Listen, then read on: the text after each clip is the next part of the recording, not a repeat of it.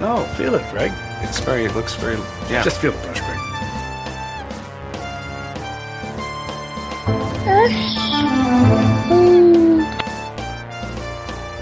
Focker out. Welcome to The Good, The Bad, and The Sequel. This is the movie podcast where we're talking sequels, and we do it in two parts. The first, an interview with an actor, someone involved that made the film worth watching. And the second, a discussion of the sequel, what they got right, what they got wrong, and how it could have been better. Really hope you enjoyed last week's interview with actor Jack Plotnick. He's been in over 160 things. We talked about his first big break on Conan O'Brien as the man with the organs on the outside of his body. Great stories about working with Bob Odenkirk on Mr. Show, Chris Farley, his Seinfeld audition, and so much more. So if you haven't listened to that, check it out after this week's, this movie. I had this is a Hollywood Video pre-owned DVD buy that I watched so much, and I remembered a lot of it, but was a lot different watching it 17 years later. Before talking about Meet the Fockers, I got to introduce you to my partner in this sequel watching journey, Jamie Riccardi. Jamie, how you doing? I'm doing great. Focker, how are you doing? Focker. I'm doing pretty good, Focker. Real funny story I have to say before we start. So the MPAA wouldn't let them put Focker on the movie poster unless they found an actual Focker family, and they did. Are you serious? So then they were legally allowed to put it, yeah. That's amazing. That's a great story. You know, I got to say, and I don't know, by you saying it's a lot different seeing it now than you did back then, if you're going to have the same view as me. I love the first movie. I think the first movie is a top 20 comedy of all time. You know, It's definitely awesome. Yeah, I love the first movie. Second one, I thought I liked a lot. And it is funny. It definitely has its moments, but it's way cornier than I remember it to be. Yes. And I don't think it's as good as I remember it. I thought it was much better, and there's definitely a scene that, to me, it's just kind of like the scene with the cat. Just once that happened, I'm like, all right, forget it. It's not the same movie I thought. You know what scene I'm talking about? Are you talking about when he flushes the dog? Yes. Okay. That from there on, I'm like, all right, this is not the movie I remember. Oh, man. No, what I remember is I remember a lot of lines. So a lot of times when we get to the parts, I'll do my best Bernie Focker impersonation. But there's just, it's so weird. We always say the word, sometimes like the word dated.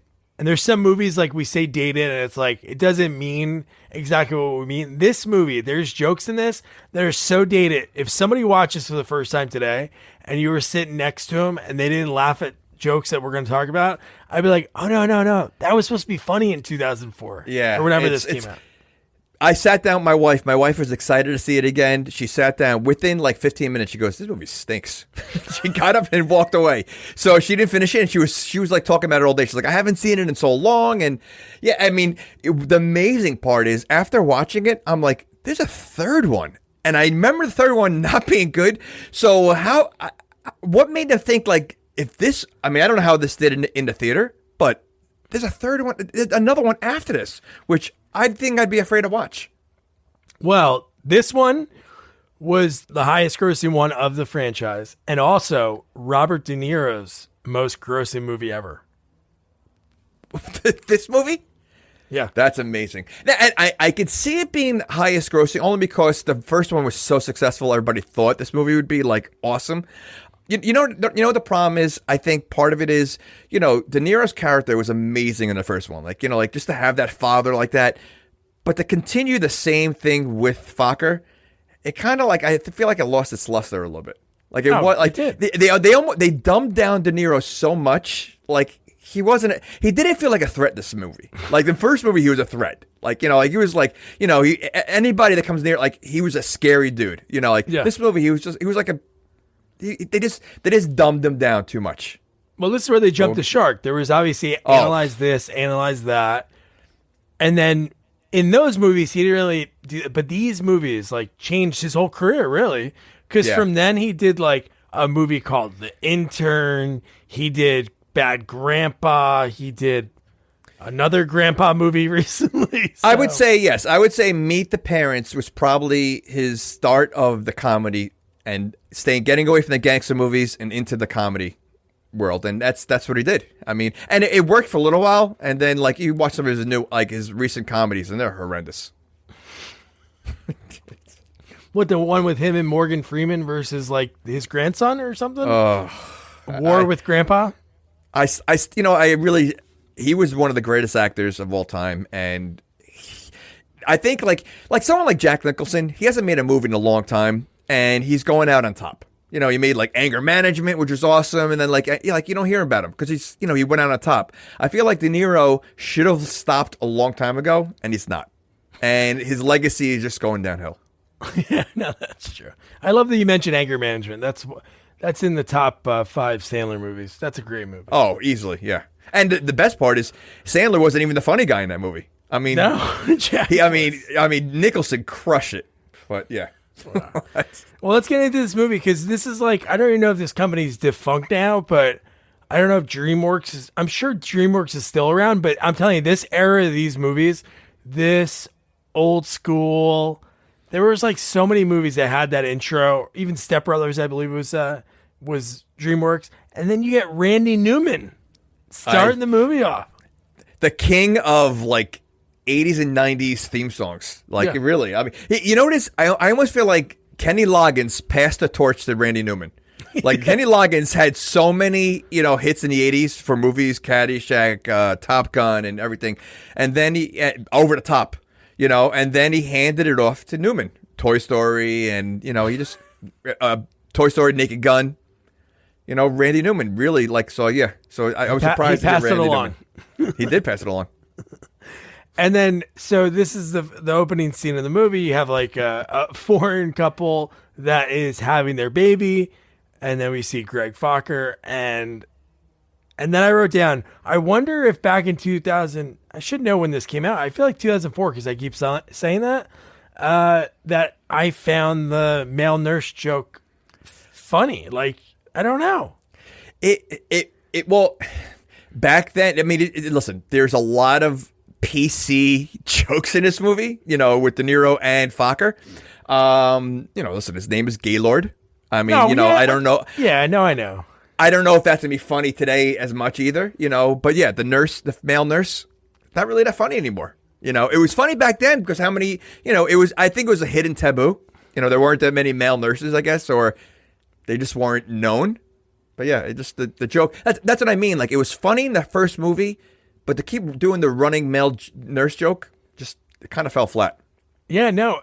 And I wrote down like the times they did it. I'm like, they just kept going to that well of the nurse, like even in like the next scene. So again, things that were kind of funny again. Gaylord is. I'm not saying it's still funny, but it's always just a funny sounding name for a person. Well, have you ever met a Gaylord? Well, I only know Gaylord Perry, the pitcher that was on the Kansas City Royals. That's what I mean. Like, is like, are there a lot of Gaylords out there? I mean, I've never. I mean, not even. I don't think I've ever come close to meeting a Gaylord. Yeah, and come close to me. I met a Gabe, and then Gaylord was next in line. Wait, you're comparing Gabe to Gaylord? No, I'm saying you just said I never met I never came close to meeting a Gaylord. So I was saying you met a Gabe, and then Gaylord was the next person. Alphabetical order? No. Usually it's by last name, not first name, right? That's true. This is a first name. This is a Prince concert. You only go by your first name at a Prince concert. But it was kind of funny when he's like, I want to name my baby after you because there was no doctor. So Greg delivered his first ever baby. And when the guy lifts the name tag, it says Gaylord Focker. And the guy's like, ugh.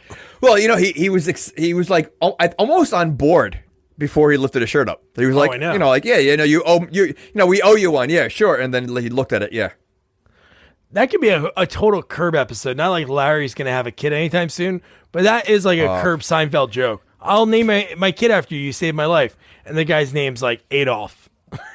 Well, you know what? I mean, honestly, I think Meet the Fockers and Meet the Parents is sort of like a Curb episode.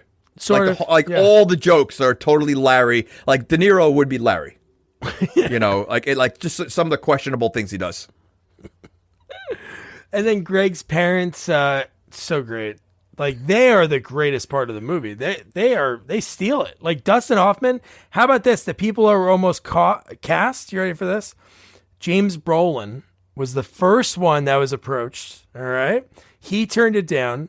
And then Jay Roach approached Dustin Hoffman and then hired him on the spot because Hoffman would not stop talking. Oh, like Bernie.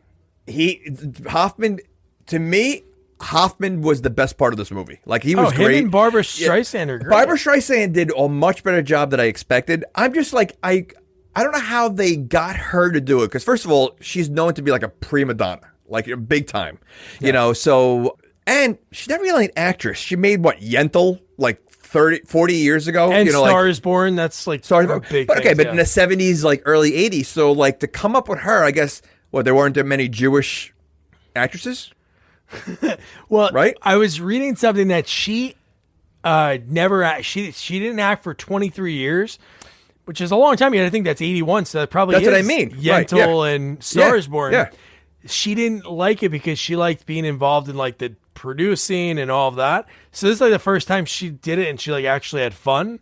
But I loved her. No, seeing her in that role. It's like one of those things like seeing somebody in a certain role when you're like, that's not who they really are. But it was, I don't know, I liked it. It's, you know what? It's the casting director. Whoever casted her, because 100%. Like I said, she's known to be like difficult and like a really, like, she's like the original Beyonce. Like, she really was like a prima donna back in the day. Like, you can only film certain angles of her. I remember my parents telling me this about her. Like, she was just very, like who she thought she was. So she totally let her guard down in this movie. Like, the way she acted is not the way she's been so she probably had a lot of fun. Like, listen, she got older and she's like, you know what? Gone are my singing days. Let me have a little fun with this. And she nailed it. She really did. She looks pretty hot too. I'm not going to lie. That's not crazy. That's not that crazy. And then another thing, you don't know if any of these are 100% on like behind the scenes. Wait, you really thought Barbara Streisand was hot? She looked pretty good. Yeah. Oh, I think maybe you like. I think Dina looked great. Dina looked way better than Barbara Streisand. Well, Barbara Streisand hot. I don't think really like. I just think you liked her career. I liked her career. I celebrate her whole catalog. So how about this? This is one of those things you don't know if it's 100%, but Robin Williams was actually offered the role, and he turned it down because he was good buddies with Dustin Hoffman, and he thought he could work. And in my head, I'm like, dude, Robin Williams would have been too much. For a movie with all this going on. I love Robin, but I don't know. He would just not have stopped, and it might have not been as funny because I love Dustin when he turned into like a baby. When he turned into like a baby and he was doing like the baby talk. No, I disagree. I think Robin Williams could have done it because in Birdcage he didn't really let it out. Like he was reserved. So I think he could have, but. Like, I don't see, like, obviously, the whole point was, like, they're two Jewish, like, really Jewish parents. I don't see Robin Williams as that. Dustin Hoffman, is the Jewish dad, like, without a doubt. And I love the fact that he, with his role, he was funny a lot, but he also had that serious side about, like, his son. Like, we don't change for anybody. Like, I love that how he acted like a real dad. Yeah. Like, he acted like the cool, like, they really made De Niro such a douche in this movie, like, and they all agreed, like, really, that was awesome. Well, he was. Yes. We'll get into some very questionable things that he does, but, so then Greg's super nervous about his parents meeting the Burns for the first time, which is, like, kind of crazy, because I think they're dating almost over 2 years, like, easy. Yeah. But one line I always remember is their answer machine, which you hear about like 5 or 6 times. Hello, you've reached the Fockers. We're not around, so leave us a message. Goodbye. Roz, how the hell do you shut this thing off? I have no idea. Just press a button. All right, I'm pretty sure it's over. Honey, you want a chimichanga? I thought they gave you gas. A little bit, but it's worth it. Yeah, worth it for you, but I'm the one that gets the fumes. Honey, I'm in the mood for a chimichanga. So make a chimichanga.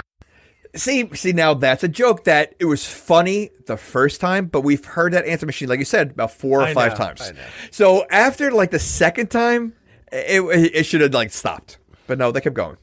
Yeah, but yes, you could totally see them. They act like typical Florida grandparents, and just don't realize what's going on, what modern technology is, and yeah. And then you have he's so nervous, but then everything works out for him. And I think it's so cool to call back to the first movie that you had the same flight attendant that he said, bum, bum, bum, bum, bum, bum. And she gave him like a little look. Well, you know, but I thought it was going to go somewhere. Like, because he gave her a look, like he totally recognized her. They made it look like she wasn't sure, maybe, but like it didn't go anywhere. Like that was a joke waiting to happen and nothing. Yeah, I guess because it would have ruined the flow with the little montage because it was funny. I was like, oh no, there's no coach seats left. They're like, oh, what do we have to wait till the next flight? No, I guess we're going to have to bump you up to first class. And then the rental car with last week's guest, Jack Plotnick, he was like, it was such a small scene, but he was so nervous having to throw the keys because Ben insisted on him throwing the keys. And he's like, what if I throw him too hard and I like scratch the star's face? And then they have to take weeks off of the movie or they have to put makeup on it. It looks bad. And he was like in fear of throwing these keys. Isn't that funny? Because it's such a simple little thing, but like I guess an actor like really thinks about those things when they're dealing with like a big star. You know, that is funny. But that was a great scene. And like you're right, the montage was so funny because it's like everything in his life is perfect. Everything is working out so great. Like, you know, like what can possibly go wrong? Well, the rental insurance. You don't really need this. This is a scam anyway, right? And he's like, yeah, it's a scam. Well, you knew as soon as he said that, something's going to happen real soon. They really didn't waste time with that either. That happened pretty quick. They didn't. And then we get the Burns family when they finally arrive. And Jack and his daughter have a very weird relationship. Like the nicknames, I don't know. Are there people out there that have nicknames for like their daughter and then the father has one like Pancake, Flapjack? But isn't Flapjacks another name for like a breast? I don't know. That doesn't sound flattering. Well, I didn't say it's flattering, but isn't it like floppy boobs? I don't know. Damn, that girl got some flapjacks. Well, listen, Jack's relationship with everybody is awkward. I mean, even the kid. I mean, like, so Jack has issues. Like, you know, so I'm not surprised that he has an awkward relationship with his daughter because really the only person he doesn't have a relationship with is his wife. Yeah, that is true. No, he is just so ridiculous. And with the daughter, and then, like you said, little Jack, and then this is where we get the second male nurse joke when we see the nurse card, and he, so tiring. Like hearing it again, it's just like I know. But you know what though? I gotta tell you, the baby did an incredible job. They were twins. I know. Yeah. Well, usually when they have something like that, they have the crying baby and the happy baby, so they got to switch it off. But not the baby, but the twins, they crushed it. I mean, I don't know how they taught those kids some of the things they did in this movie. Like, it's amazing. I mean, what do you mean? There was asshole 9 times. Well, that's a record. It was a record for DreamWorks, the most curse words ever said by a minor in a movie. But okay, so it's a baby saying it in a movie. He's not going to bring it home with him, so that kid's not going to be saying it at home like all the time. Well, the parents don't care because he's in SAG. No, okay, is the cat in SAG? Because the cat's in 2 movies. The method of De Niro is the fact he like spent time with the kids because he wanted to be like a real relationship. So when he wasn't on set, he was like hanging with the kids and playing with the 2 kids. So there was like real chemistry, and that's like, oh, listen, the actors don't do that today. I mean, the only one I could see doing that is DiCaprio. You know, is like, you know, like being the character, like really like.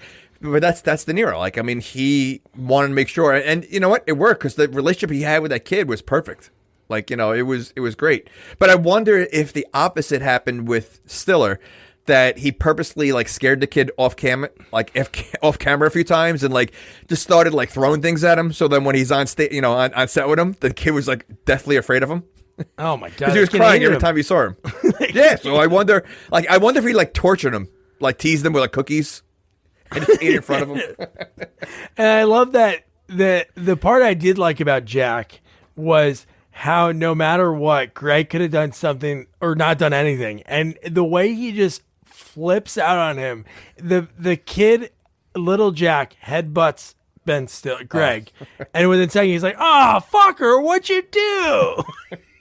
Well, listen, that does not get, to me, that doesn't get old. The name Focker, whoever came up with that, is genius. Because just the way De Niro says Focker all the time is just, I think that joke can keep going, and I'll laugh every time. Oh, yeah. When they say we're having a party and there's over 50 Fockers that are going to be there.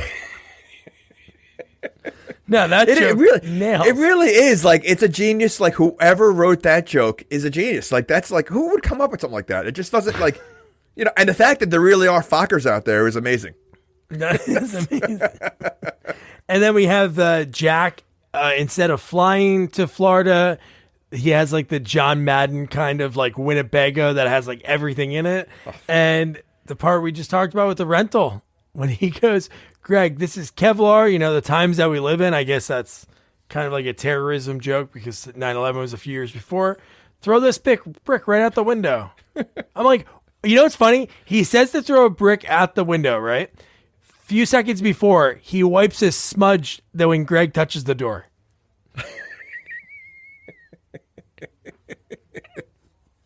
Well, it protects from everything but, like, you know, sweat. Sweat, yeah. That's the only thing that can penetrate the Kevlar. I just love that the brick, as soon as it hits, you know, boom, right through the windshield. And then they just leave. Did he cover it with a bag? Do you think that a brick would bounce like that, though? I don't know, maybe. I mean, because it bounced like a beach ball. Like, he threw it against the bus or the whatever, the RV, and it literally bounced across the driveway to the car into the windshield. I don't think that would happen. I would think it would just deaden, right? If it's Kevlar. Yeah, it would like hit it and then fall to the ground. I don't think it's gonna bounce. Do you think Jack set him up? Like, knowing like what was gonna happen? Because listen, Jack is pretty smart, and you know he has a lot of skills. You think he was like, "Listen, I want to get this Focker. I want to get this Focker." He's out there. Okay, I'll make sure Greg stands here, and he's practicing hitting targets, throwing the bricks, boom, boom, boom, and he's like, "All right, great, I'm gonna get him."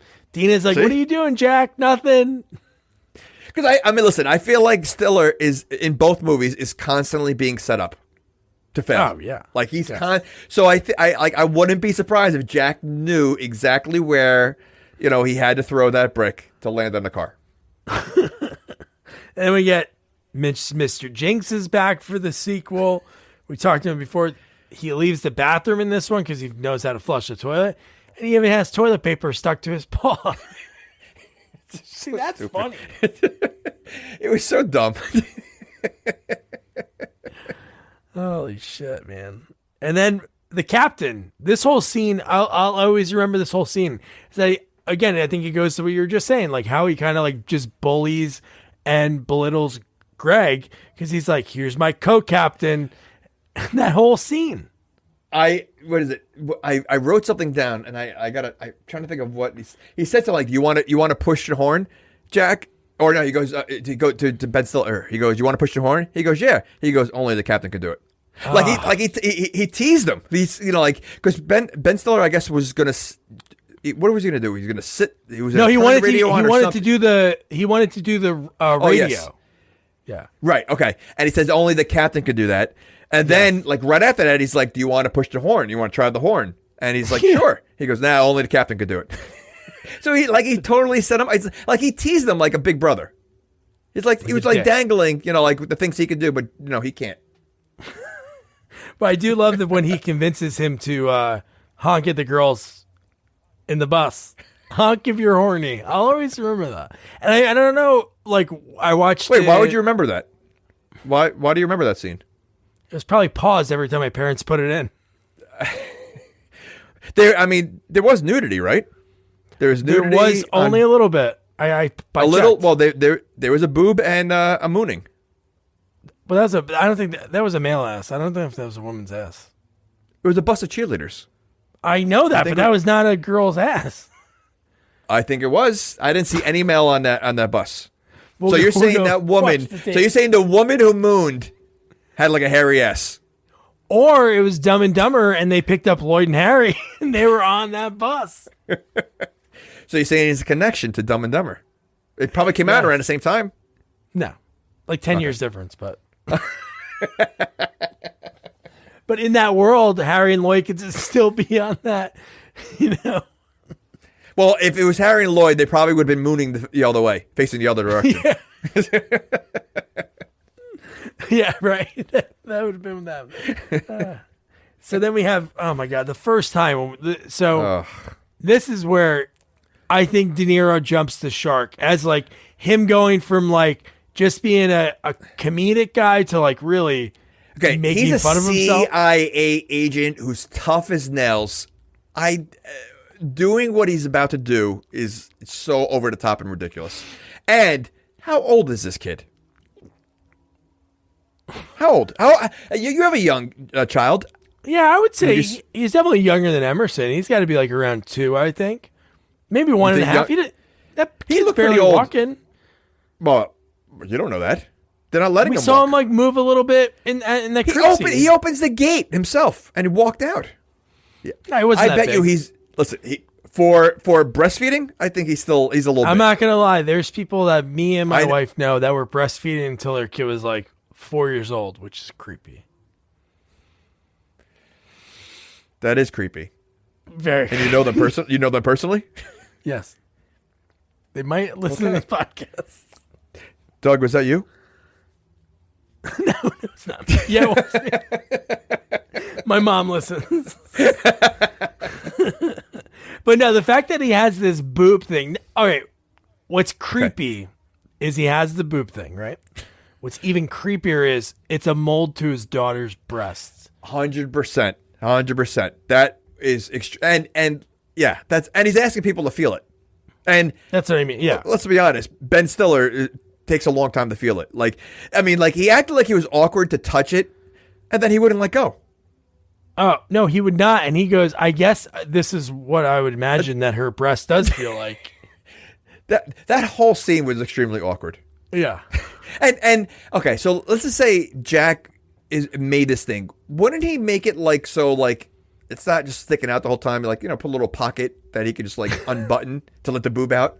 To make it a little bit more, just to walk around with like a half a boob out. And he loads it like a gun when it he pushes it in like it's like a World War II gun. Ugh. That's what I mean. Like, he's so high tech and he's so like tough. If his CIA agents buddies saw this, he would never hear the end of it. I know. Well, we'll get into his CIA status later in the movie because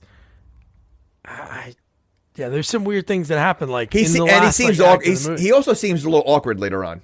Like, I don't know if he's just, I don't know. We'll get there. Go ahead. Yeah. No, but how about, again, how creepy he is. In this movie, he's obviously creepy in the first one. He has cameras everywhere in the first one, and Eyes on You, Circle of Trust, like all these creep. In this movie, again, heightened. The fact that he has cameras on this Winnebago is creepy. The fact that the camera for his daughter's room, which I'm sure he knew that they're going to stay in, is like an above the camera one. And then he has one in his bed right next to, like right on his like side table, staring right at him. And he's staring at Focker. Well, I mean, he probably has one in his bedroom for him and his wife. Oh, they're recording all this, you think? You think he's recording all this for later? No, I'm talking about the fact that maybe his wife and like to videotape themselves when they're intimate. Oh, okay. That I'm okay with. The daughter's room, you are. Because it makes me more than the fact that it's the daughter's breast in the mold. Do you think he did the molding? Oh, 100%. He's a hands-on guy, I'm sure. So you're right. So he did the molding. He's got a camera in. He seems to have a camera in every bedroom, everywhere he goes. But Focker finds out later on, so he can't fool Focker anymore. That was great. That was a great end credits, after credit scene. But I do love when he comes up because Jack hurts his back. Greg has to drive, and he goes, "Don't go over 55." And everybody's like, he's holding up traffic like crazy. But I do love when Jack comes in and he closed the doors. He's like, "Greg, would you like a cappuccino?" And he's like, "Oh, no, you don't have to go through that trouble. Oh, no, it's okay. Hey, Dino, wake up and make Greg a cappuccino." And how awkward did Focker feel? Like he was just so uncomfortable. And then, But the fact that he has why would he need soundproof, doors there? That is weird. Really. Like, what is he doing up there? Wait. That's really weird. So you're well, like, what if his wife was having a heart attack? Well, I guess he has cameras to watch that, I guess. He doesn't seem like a guy that's going to be blasting music. That's the only reason why I would think you would need it. Outside of that, why else would he need it? Because he's not putting music on. Because there's no music on when he's driving. So why would he need it? It's like if he's going to pick up a hitchhiker and kill him, and he doesn't want anyone in the back seat to hear. Wow. That'd be a twist in the movie if he was doing that. I he was really a murderer, not really in the CIA. And then we get the whole creepy scene when he is talking to Greg about meeting his family and making sure everything's right with them because I can't have a chink in my chain. And dude, the pressure that is on Greg is insane. Like, really, this guy is already stressed out because he's hidden his friggin' overbearing future father-in-law from his parents that are a little off. And then he has to deal with this guy talking about that this weekend's like a make or break that he can like have a kid. But see, that's a running joke from the first movie. It's like, I don't know. I feel like it was, I don't know. I wasn't sold on it as much. Like, I get it. He's embarrassed. I can see it more as being embarrassed by his parents than afraid for Jack. Yeah. But I think it was more about being afraid of Jack than embarrassed of his own parents. Yeah, because his parents are just super nice, super hippies. Well, that's all it was. That's what it was. They're super hippies that show a love and affection, which Jack does not show at all to anybody. Yeah. So, I mean, that's what it was. But yeah, no. Want to shop Walmart Black Friday deals first? Walmart Plus members get early access to our hottest deals. Join now and get 50% off a 1-year annual membership. Shop Black Friday deals first with Walmart Plus. See terms at walmartplus.com. And then God, I love Dustin Hoffman in this whole movie. The lines. Well, I love the fact that they're hiding two different.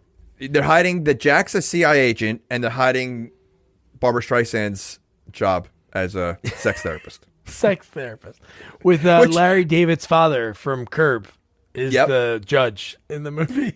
And I forgot that she was. So when I'm watching it, I was just thinking that she was doing like old people yoga. Like I really wasn't until they started sitting on each other. I'm like, oh yeah. Oh yeah. This is what she does. Oh God. And he's like the perfect, like overbearing, like Jewish dad. And I love how he mocks Jack. Like I forgot, what's his nickname for Jack in the movie? Oh, El Jacko. He calls him Jacko. And then he calls him like El Stiffo. He calls him. He's such a Florida guy. Like, the fact that he's doing Tai Chi on the front lawn. Like, in pajamas. He's doing the capoeira. Yeah. No, Dustin Hoffman was absolutely perfect for the role. He was just, he nailed it. I'm a manly man, and I shake hands because I'm a man. It's like, meanwhile, it's funny. I looked it up because I know Ben Stiller's not tall. I thought Dustin Hoffman was shorter than that, but Dustin Hoffman is like 5'7" or 5'6", and Ben Stiller's only like 5'7". So like they're almost the same height. Yeah, perfect casting. There was, but I always thought Dustin Hoffman was smaller. They are, but I thought he was smaller. Smaller than 5'7"? Dustin Hoffman, he always comes across like as a smaller guy. Like, how tall do you think, what's his face is? Martin Short. He's got to be right there. Oh, he's got to be, yeah, that's true. See? That's true. And you know what? It's funny. I can see Martin Short in that role. With Dustin Hoffman. Yeah. Just being the dad and just, over the top kind of, No, he's great. And then just his whole, I don't know, he like speaks in, not saying he speaks in rhymes the whole movie, but he has this flow to his speak when he talks about like the rules of the house and the island water's low. So if it's mellow, if it's mellow, what the hell's he said if it's yellow, let it mellow. If it's brown, flush it down. No, that's for the toilet. Yeah, that's what I mean. Yeah, for the toilet. Well, first of all, they live in a pretty nice house, and like, I love that. They have a lot of property. What do they do? Oh, well, he was a lawyer, back in the day. I mean, a long time ago, and we learned about that. And then does she make that much money with her job? As a sex there, I don't know. How much do you charge for? There were a lot of old people, but they're looking at bang in old. that I mean, room.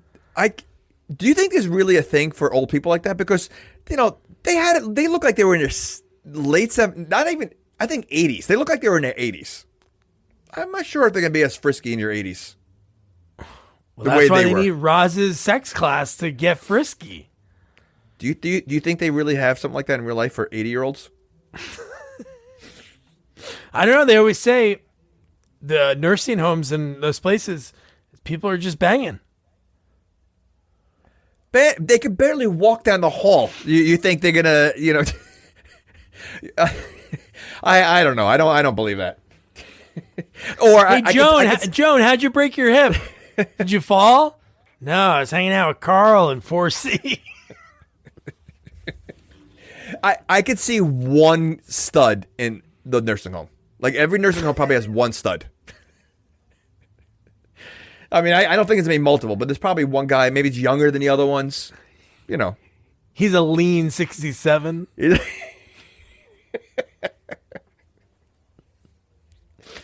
He faked an injury just to get in there.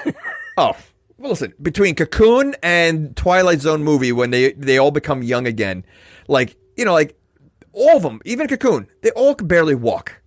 They walk slow. I don't see them having active sex lives. That's true. And then we see Roz for the first time. And like you mentioned, like all those people are leaving. Greg saying, hey, I thought you weren't going to do any classes this weekend. And how about her? Just how great her line delivery. And again, it seems real. Like you said, Dustin Hoffman felt like a father. She felt like a mother, like an overbearing Jewish mother. She 100%. Was asking about sex life. After 2 years, sometimes things can slow down. It's like, whoa. Well, she obviously doesn't get embarrassed too easy, No. So she's definitely awkward. I mean, they both are. But you know what? I honestly felt like you said, both of them together are like great parents. Like I can see myself having parents like that. Like like they were just like such good parents, loving parents. That I guess you're so used to Jack.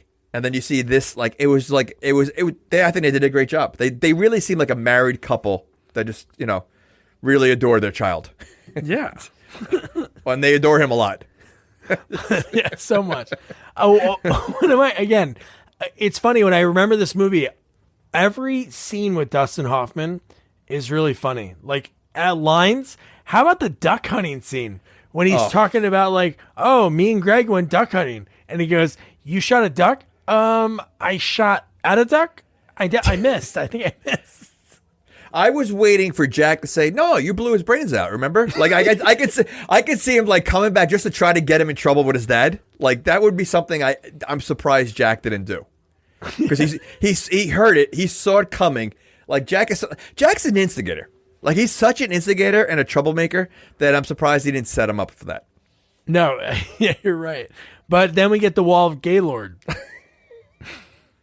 That was awesome. In fact, what, 7th place, 9th place, 10th place, and then his jockstrap.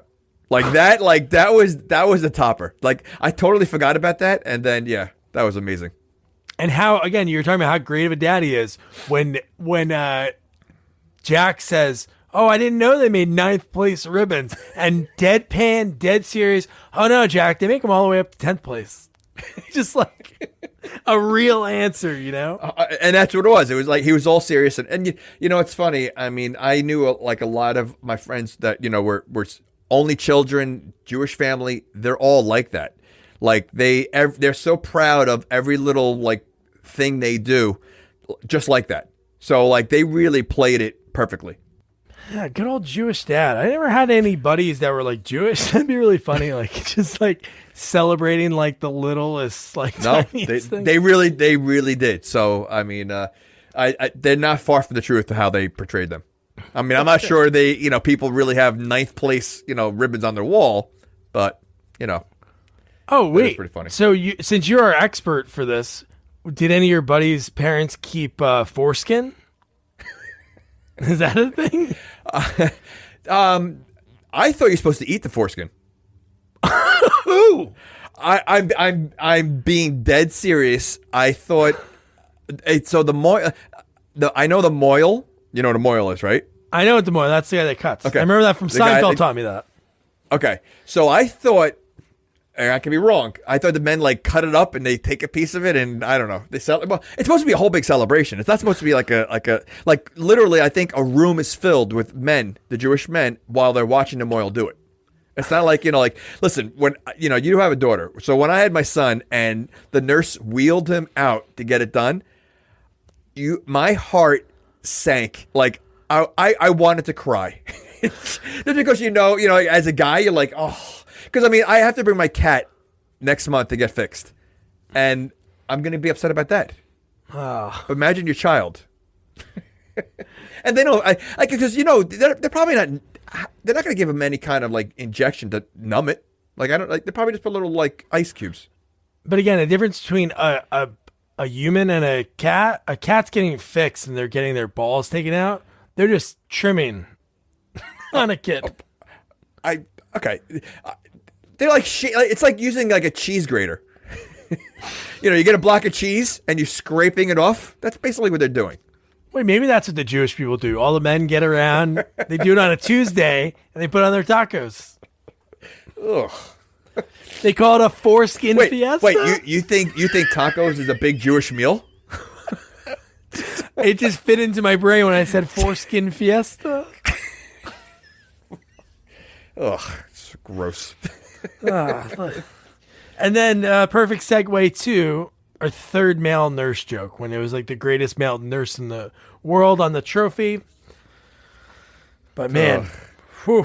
And another line, I'm not even kidding. Every Dustin Hoffman line is one that I remember because they're just so good. Even one, me and my buddies when we were in high school, when this came out, when he is trying to befriend Jack because he knows it's important to his son.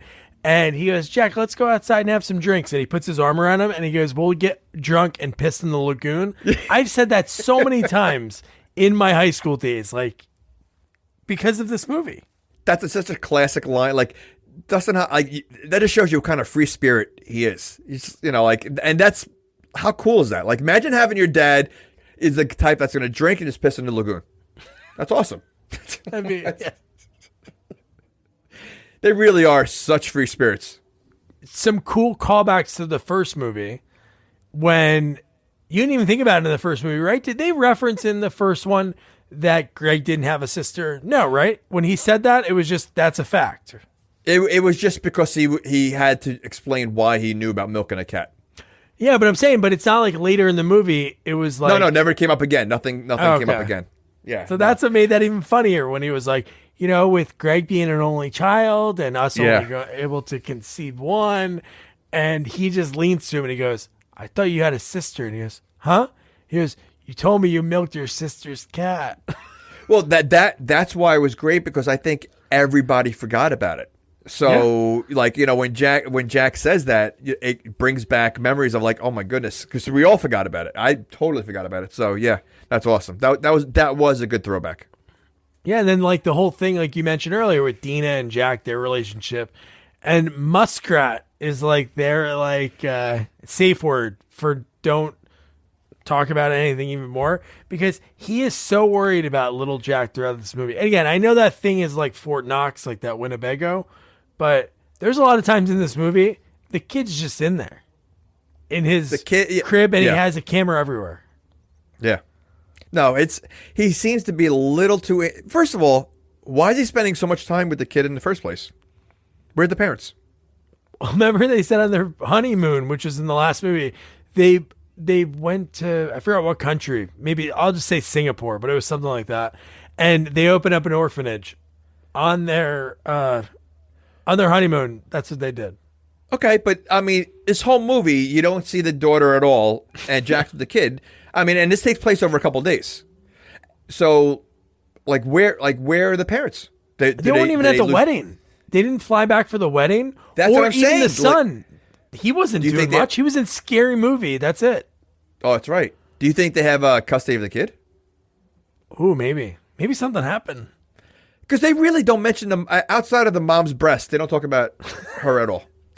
No, it was the mom's breast, and then right after that scene, they asked about it, and it said, "Oh no!" When they first saw him and they saw little Jack, they mentioned, "Oh, they're at the orphanage that they opened up when they were on their honeymoon." But that's it. Nothing else. Okay, so this is a young baby. You're gonna just keep leaving behind? Bad parenting. Okay, all right. Maybe she wants to be. You know, if kids rebel, she wants to be the opposite of Jack. Jack was always there. CIA all over them. Opposite. Yeah, but she also knows what kind of lunatic Jack is, and you're gonna let this guy spend that much time with your kid? That is true. I mean, so think about. Okay, so if Jack is spending this much time with this kid, imagine what this kid's gonna grow up to be. Okay, psycho. A young Jack. I mean, 100% psycho. So this is like, see, that's a future movie. Young Jack. Young Jack. Oh my God, like Psycho. Like Anthony Perkins. Or no, like The Shining. Isn't that Jack? I think this, yeah. No, but that is true. Like, I don't know how long he's been watching him, but he has his like regimen of what he's teaching him, the sign language and everything. What if they come back and they're like, "Oh, hey Jack, how you doing?" And he's like, "Don't talk to him like that." And it's like, holy shit, dude, this guy just took over our kid. 100%. I mean, and you know, like the mom is such a laid back woman. Like, I'm surprised that she allows this to go on. Because, like, you know what, though? I feel like behind closed doors, Jax is a little abusive. Ooh, she doesn't speak up. She's scared. She doesn't speak up. She's very quiet when she's around Jack. Wow. So I think Jack might have some dark secrets. Good. I think we got to put him to the lie detector. Yeah. So then we get the next scene. We find out that Pam is pregnant. She tells Ben Stiller, Greg, and then the next scene was like the first one we talked about that you said really jumped the shark on the whole movie was when Mr. Jinx flushed Moses down the toilet. Well, the fact that he waited, like, and they're like they're trying to negotiate with the cat because the dog was in the bowl, and they're talking to Jinx like, "Don't do it," and like Jinx is like looking at him like, you know, "I got you guys right now," and then he flushes the dog. Now, first of all, is the hole that big that a dog's going to go down the... No. Okay. I mean, I've never seen an RV toilet bowl, so maybe it's a little bigger. But wouldn't that, first of all, if it is big, wouldn't that be, like, dangerous?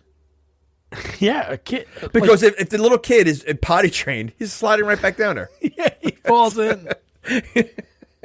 He comes out looking like a little mini Blue Man Group. Which, honestly, that blue stuff, I haven't seen that in toilets. Maybe that was maybe they banned that in 2000. Is that dog was covered in blue? So well, that's like airplane fluid. Like and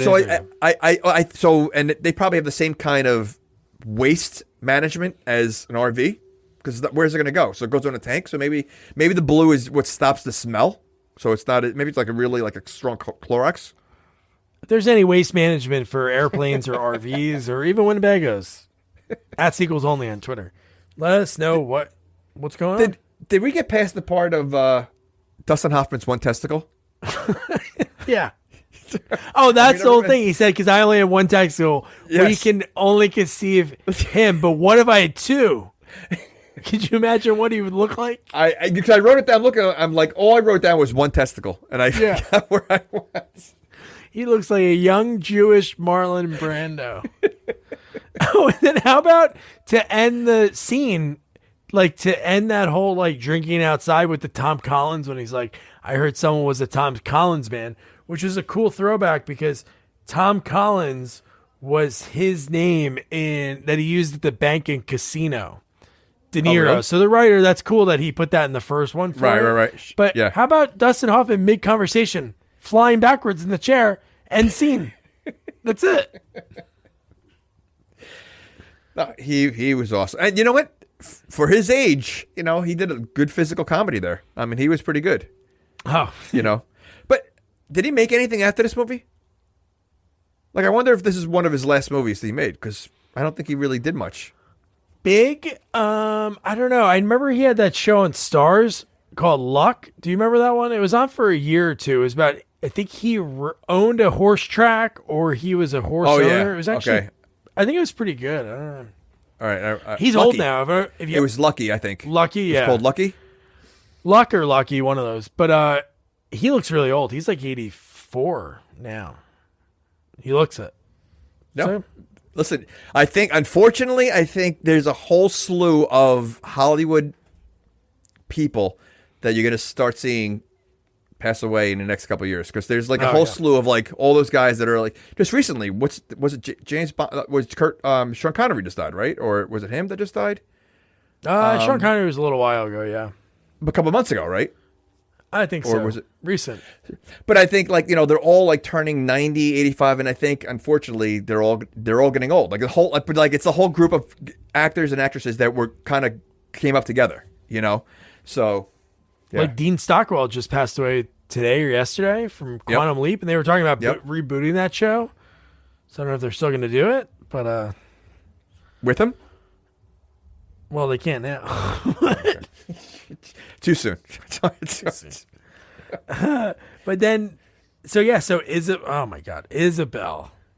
God, I love her because she can look like this, smoking hot. She's on Always Sunny in Philadelphia as a prostitute in an episode. She looks like this. Shocker. Yeah. And then in Waiting, she doesn't look like this. She's the bitchy waitress in Waiting with Ryan Reynolds, and she's so funny in that. But I love her in this movie. Her character's so great. It really is, and the way she did. I mean, I don't remember her in Waiting. She doesn't sound like that, does she? Like, or she's a real like no. She's like no. She speaks just regular English, and she's like a huge bitch. She's the one when all of them are playing the ball games. When they're showing their balls to each other, she's the one who pulls up her, and you see her hair and vagina. Yeah. Okay. All right. I remember. Yeah. But she played like just the accent and everything. It was like perfect. It was great. Yeah. And from going forward on in this movie, the whole thing that Greg and Pam want to do we have to move this wedding up. Again, this freaking guy's in the CIA. He probably knows when they sleep with each other. Like, he's that creepy and into him. I'm sure he's hacking cell phones or anything. Oh, yeah. Do you think if you move the wedding up to next month, he won't do the math on a calendar and be like, all right, you guys were pregnant. Well, not only that, is it that easy to move a wedding that you're already booked and it's already set? Not anything, but no, this whole movie is so weird because you gotta think Jack is like so, just the way he is, a control freak. There's no date. Because one of the lines he says when they're in the Winnebago, he goes, hey, Jack, I had a few dates that I want to throw at you. He's like, oh, we'll talk about that after this weekend. And I'm like, you want to get married in 6 months and nothing's booked? Okay, well, how about the fact that they decided to move it up, a week? And they're able to book everything? Like, have everything else, like, somehow everything's available. Well, no, they got married on their property, didn't they? That was right on the lagoon. Okay, but they still got it catered. They still got they flew in Owen Wilson. They got the decorations. I mean, in a week they were able to do everything. I mean, didn't Isabel do the catering or no? She might have. Little Jack is loving her boobs. He's going absolutely. Oh, that I gotta be honest. Wait, I gotta be honest. That made me a little uncomfortable. That was definitely an awkward scene. I mean, it was funny at first when you see, but then like they really dragged that out and made the kid horny.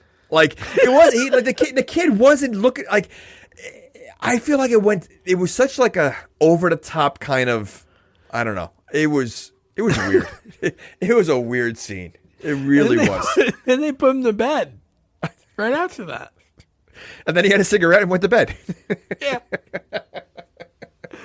And one of my favorite jokes in the entire movie is when Greg goes in to talk to Isabel like one-on-one.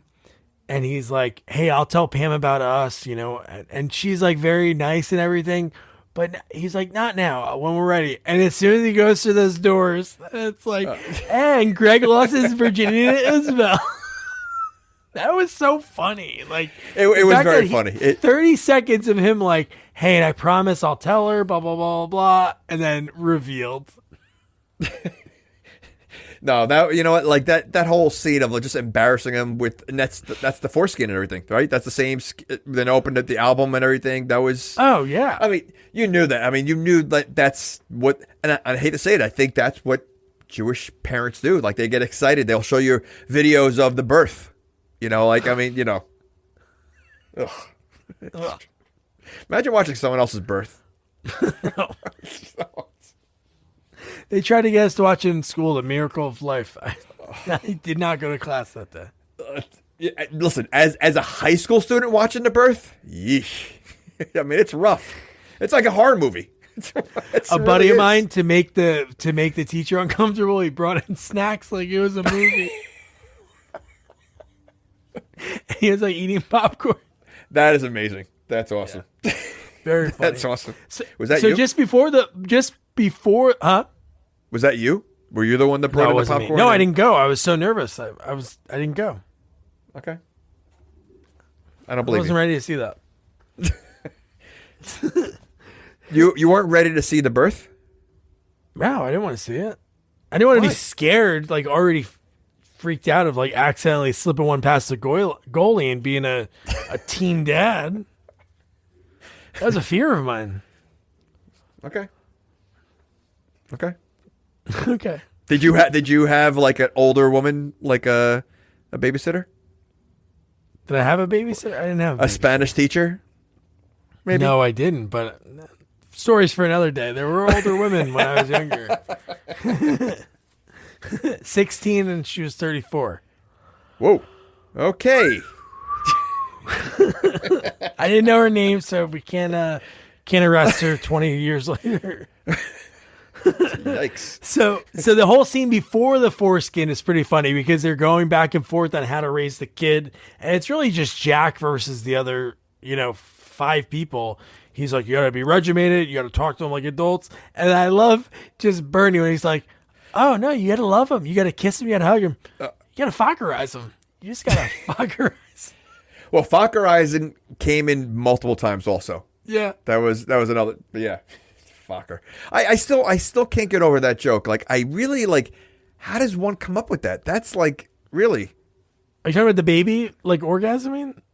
Oh, no, I'm talking, I'm talking about the Focker, though. Just the name Focker. Like, I can't, and honestly, I don't know how many Fockers are out there, but they never heard of the end of it after this. Like, it probably, I wonder if you're a Focker, if you're going to, like, sue the company, the movie studio, and say, you ruined my life, because the jokes, and even, I mean, I'm sure they got made fun of, but now forget about it. It's probably so much going on that they're probably the last remaining Fockers on Earth.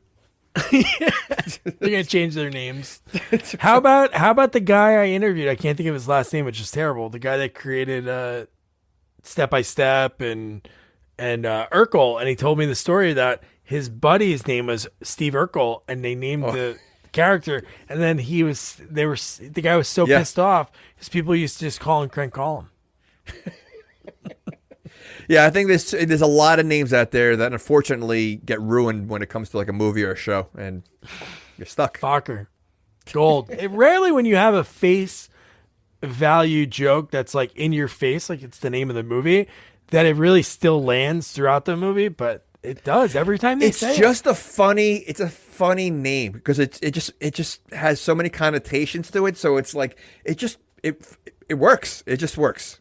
It's awesome. Hard to say right now without smirking, and they do 100%. It so serious, and I think that's what makes it even funnier. That's what makes it 100%. The fact that they are very serious about it, and that makes it. And how about the fondue and the foreskin? And Greg is getting like pissed off about it, so he grabs the book, and then it flies up, lands in the fondue, and then Dustin Hoffman without a beat. Anybody in the mood for Chinese food? Oh, that's gross. So, but I mean, I kind of feel bad for the parents. I mean, they saved it all this time. First of all, I mean, would it stay for 40 years like that? Like, wouldn't you think it would be like dust? I would think so. I mean, you would think it turned to dust or something. No, it looked like it was fresh. I'm sure, again, you talked about the way Jewish parents are and the way they are. They probably, as soon as everybody left, they used Petrified like it? a little sifter, grabbed it, ran under the water, dried it off. It looked like it was fresh. It looked like it was just freshly cut. It was just missing a little droplets of blood. That's it. It was freshly cut. And how about the next scene? So again, they're totally sexually active, the parents, and they're not hiding it. The whole movie. The fact that if you walked in on your parents, let alone your parents just fooling around, is freaking out. But if your dad's wearing a bellhop hat from the 1940s and your mom has whipped cream all over her boobs, And he's got it on his face. And he has yeah. Well, I mean, listen, not for nothing, though. I do blame Focker for it because his parents did have the hat on the doorknob. They did. That's true. He knows how his parents are. He knows what his parents were doing, so he shouldn't be surprised when he walks in there. Exactly. He said stop. So, I mean, I'm sure it wasn't the first time he's walked in on them. And No. the best part is they don't seem like, listen, if you walked in on your parents, wouldn't they try to cover themselves? Like they would be embarrassed. No. Yeah. Barbara Streisand's sitting out there, her boobs are hanging out, like almost like it was like a normal conversation. I like that no scene shock. too. Barbara Streisand, And even Dustin baby. Hoffman's sitting there with the whipped cream on his face, and he's talking to Ben Stiller, like, hey, so what do you want? I know. And then in the morning, this is where he says, well, he said it earlier. He said, maybe we could play footy football with Jack. And then, dude, this scene, again, another joke. Did I laugh at it back then? When he goes, all right, let's do couples on each other's teams. Let's do that. And it's like, and Gay will be the quarterback because Gay goes both ways. I bet he does. But I did laugh though. I mean, because that was a joke that totally landed years ago. So it's not that it doesn't now. It's just like I know. Well, again, that's. But the funny part is though, there's no judgment of whether Ben Stiller's gay or not. So for him to say that, it doesn't make sense. He was never questioning his sexuality. You know what I'm saying? A joke like that, really, it's only his name it's Gaylord. That's it. So that joke does, if it was to Jack Tripper, okay, then that's a different story. If Mr. Furley is saying it to Jack Tripper, it's funny, because that's what he thinks. It doesn't land with Ben Stiller because there's no connotation of him, not being straight. Yeah, his whole thing is about, are your genes good enough to carry out my family genes? And is your family going to mess up my future? That's it. Nothing about his sexuality. So that's what I mean. It's So more the lying, joke, yeah. So the joke doesn't really land the way it should. I think it doesn't make sense. But I love the game though. I love the game was pretty funny. Just Dustin Hoffman warming up.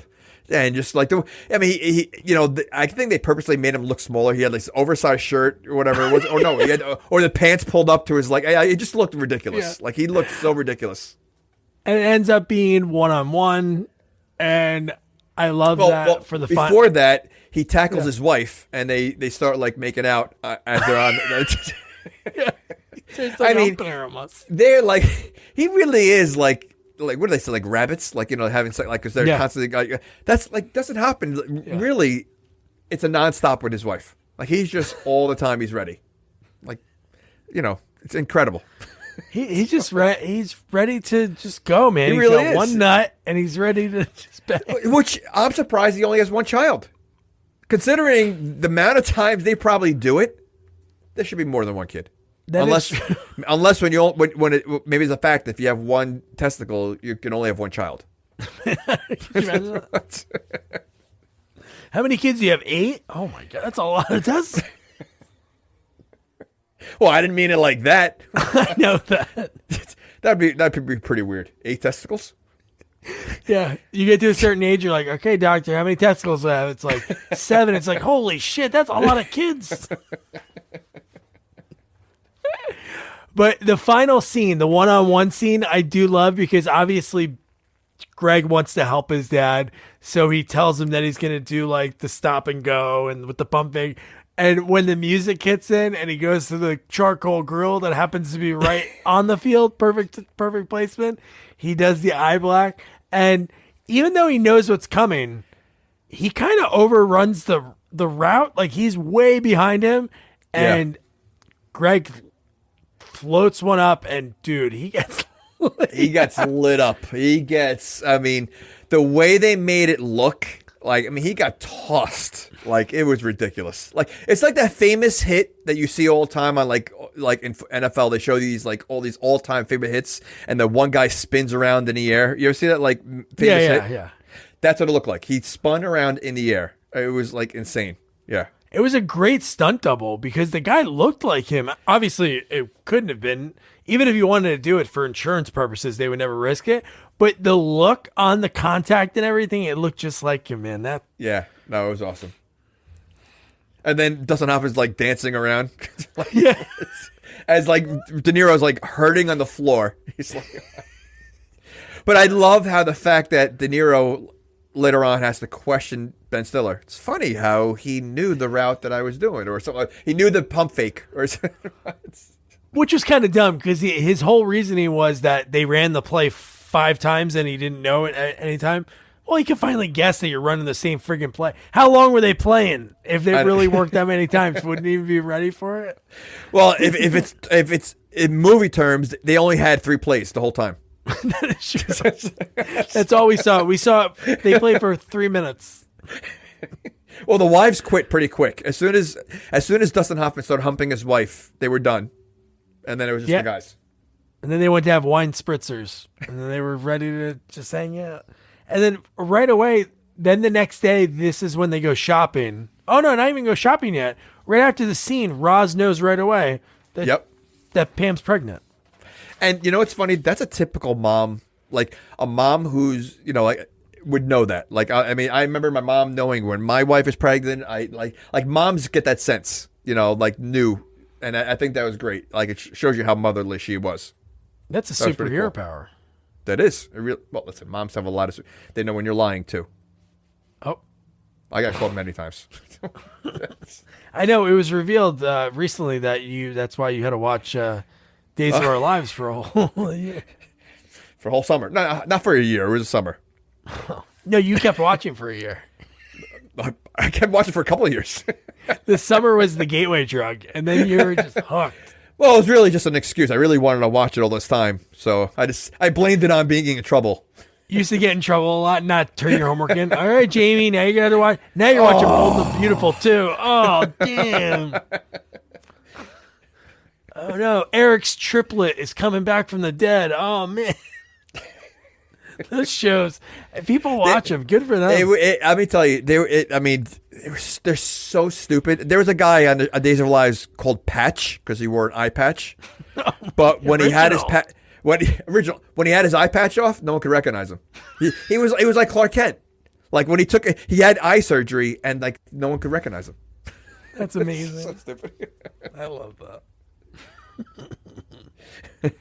And then Roz even asked how they had sex. And he's like, I'm not telling you. Like, she wanted to know the position that she said she likes details. She likes details. Weird. I mean, as much as I love the parents, that is a little creepy. Like, that's a little too much information. What are you going to do with that information when you hear it? Really? Are you going to store it for like... she's a sex therapist. Maybe she's going to learn something that she can bring to the old people. Yeah. This is what I learned from my son today. And then so Greg, everybody's going to do they're going to go fix the RV bathroom. So the 2 dads are going to hang out, and then the moms and Pam are going to go shopping, and Greg's going to stay home. And I did kind of laugh because it almost seemed like, I don't know if it was that Jack was pretending that he didn't know what they were talking about or just another nurse joke, but he's like, they don't call me Barry Poppins for nothing. And then Jack just stares at him and you're like, is this a nurse dig or does he not know who Mary Poppins is? Yeah, I don't know. He doesn't seem like a guy that would know who Mary Poppins is. That is, well, I don't know. He does some really, but wears a boob. He wears a boob. So what does that have to do with Mary Poppins? Well, I don't know. I feel like if you... What, Mary if you Poppins wear has boobs? Oh, so Mary Poppins has boobs and Jack wears a boob, so he must know Mary Poppins. Exactly. Okay. That's it. I love how he leaves and he goes to Focker and he goes, no monkey business. What is monkey business? Like, you hear it all the time. Like, what's considered monkey business? I don't know, but it's bananas. That's it for this week on...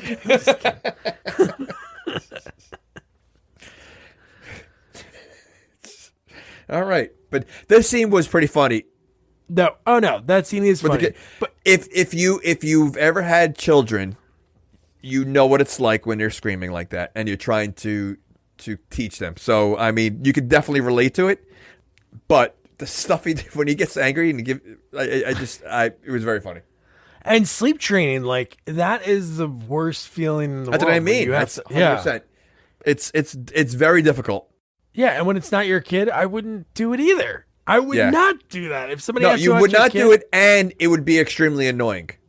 Yeah. Like, if it's your own kid, like, you want to cry. If it's someone else's, you're like, shut that kid up.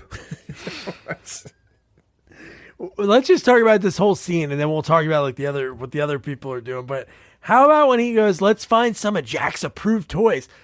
Because Greg loses it very quick. Like, he goes from like 0 to 60. Oh, yeah. And in the approved toys, an abacus, an Einstein puppet, which in a few minutes, Moses starts humping on the ground. How do you train a dog to do that? Well, like Owner? They watch the Owner? So you're saying that Jack humps puppets? No, that's not Jack's dog. That's Dustin Hoffman? That's Dustin. That's No, their it's dog. Jack's. No, he has Mr. It's Jinx. their dog, but it's not his toy. It's not his toy. Oh, so you're saying the dog watches Dustin Hoffman hump everybody, so that's what Yes. the dog learned. Yeah. Okay, I gotcha. Okay. And then he just like is freaking out. Somehow the baby is like, first of all, when the baby gets out, the latch opens up and he's like gone. Greg can't find him throughout the house. And then the kid finds glue and is just putting the glue on the ground. How fast is the kid moving that Greg can't find him? And he's not going to hear the kid? Like, I almost feel like, is the kid deaf? Because he obviously knows sign languages. He teaches him sign language, but he's like very quiet, the kid. That's true. He really doesn't say anything throughout the movie. No, nothing except for when he curses. You know, that's the only thing. But I mean, like, and the fact that how does he not hear a kid? Like, the kid would talk or cry or Google or Gaga, like nothing. And he was just putting his hands in glue. And how did the kid open the glue? Twist top. Okay, first of all, when you twist it, it just opens the top of it. It doesn't pour out like that. If you remember the old Elmer's glue. Although this is Jack's baby, so, you know, he probably has tools. That's what I mean. He knows everything. But no, just the fact that his first go-to is to turn it upside down, squirt it on. It's all over his hands. And then Roz tells Greg to put a little rum in the bottle and it worked. The baby just has the whole bottle. And within seconds, the timing of them getting home and just seeing this baby watching. Oh, dude, what was the baby watching? Scarface. Yes. Well, and don't forget, Greg already cursed at this point, right? He did, yeah, asshole, yeah. So what? First of all, why does the kid say it the way he says it? Ooh. It's like kind of weird how he says it, right? It doesn't make sense, like, why he would say it the way he says it. Unless maybe they cut it so it's like first he says S and then they have to like do this way he doesn't curse.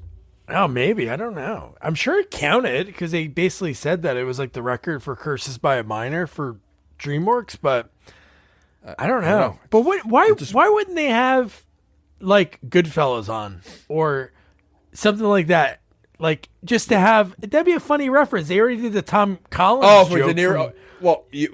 So you're saying that seeing De Niro on screen? No, put Pesci on screen. Why do we have to see Pacino? That would be a little weird. I mean, that's like, what movie was it? Last Action Hero with Rambo? Was it when No, it wasn't was one of those- Stallone as the Terminator. Okay, all right. What movie was that? That was in Last Action Hero in the video store. Oh, it was. Okay. Stallone was Terminator Judgment Day. Okay. I love all those movies. Wow. That's an underrated movie. Ugh. Yeah. No. Don't say asshole. Tadpole. Jack's mole. Jack has a big mean mole. I can't believe they did that. That was pretty funny. That was Really funny. Jack's mole. And then in the other scenes, you have Jack and Bernie are getting the RV fixed, and it's Jorge, Isabel's son, who looks eerily similar to Greg. Bushy eyebrows. Very, very, very similar. But back to Jack's mole. Do you think that was totally ad-libbed? Maybe. I don't know. But then, do you think like De Niro, like Offset, was like, "Listen to me, you say something like that ever again," like De Niro like threatened him afterwards? I'll break your fucking kneecaps. Nobody talks about. I've had this my whole life. No one talks about this. I know. Or maybe he just had to riff it, and then once they watched it on the dailies, maybe De Niro was like, "Okay, that's funny." So I'm sure because they did a ton of takes. Oh, 100%. And that seems like something that would be a total ad lib. Like, it just seems very funny. And then we kind of talked about it when he comes home. Oh, well, before we get to the fully them coming home, again, this is where, again, Jack is so creepy in this movie. The fact that he's staring at him, thinking about his age, thinking about when Ben Stiller could have had sex with him, which, again, if you do the math, Ben Stiller, didn't they say he lost his virginity at 19? So Ben Stiller in this movie is supposed to be like 34, 35, which I guess kind of tracks. It's not really his age, not even close. Right. No, he's definitely a lot older. But so he was 15 at the time, right? No, or how old is he at the time? No, Jorge's 15. Right. He lost. Okay. Greg lost Virginia at 19. Okay. They call him a late bloomer. Yeah. Nice by the parents. But I mean, it was a very funny joke. But then why did he look so familiar? Like they really they should have had a picture of the father somehow that looked like Ben Stiller. They like did, somewhere later. They showed a picture of the father? Oh yeah, the baseball player, Rusty. Oh yes, okay, duh. Okay. It is him, right. Yeah. No, okay. It's cool. Yeah. But no, Jack again, how creepy. He pulls out a pen camera, snaps. Do you mind if I take a photo? Why would he do that? Well, okay. Jack gets creepy with this kid. I mean, he invites him to a party. So I know exactly. I'm saying, but why is Jorge letting this happen? He's got to know this guy might be grooming me for something. Yeah, it was a little weird. I mean, it was very weird. Yeah. And that pen, I thought it looked like one of the things they had in Men in Black when they erased their memory. It did, yeah.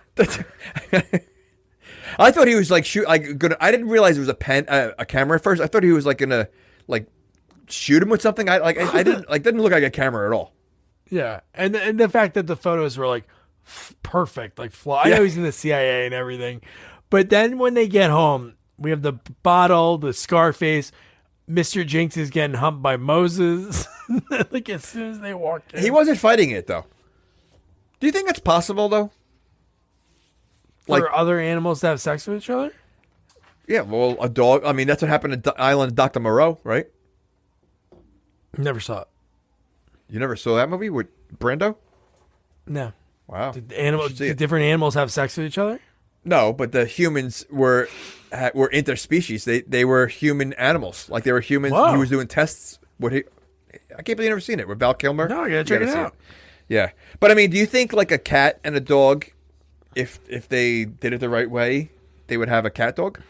Is there a wrong way, Jamie? Well, I'm not an animal. I mean, but I guess if the animal, what would happen? I don't know. I don't know. Like, how come they never tried it? I don't know. But do you remember when you were a kid? Did you watch the Wuzzles, the cartoon? When that was that whole show, it was two different animals together. It was like a lion and a bumblebee. It was a cartoon. It was like a Disney show, but no. That's a weird combo, right? If you had a flying lion or a flying lion. Yeah. Okay. Or what would you prefer? Just a regular lion with a bee stinger? That would be. Listen, he could kill you in both ends.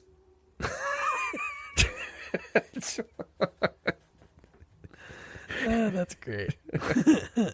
So then Jack is getting he's getting it from all sides at this point. And then another funny scene, like whenever I always love scenes when there's one thing happening and people are having a conversation and then somebody else is listening and thinking it's about what they think, but it's not the same thing.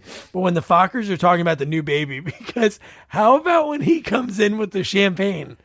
Bernie, a little birdie told me that I'm gonna be a grandpa. He is so non-discreet about anything. Yeah.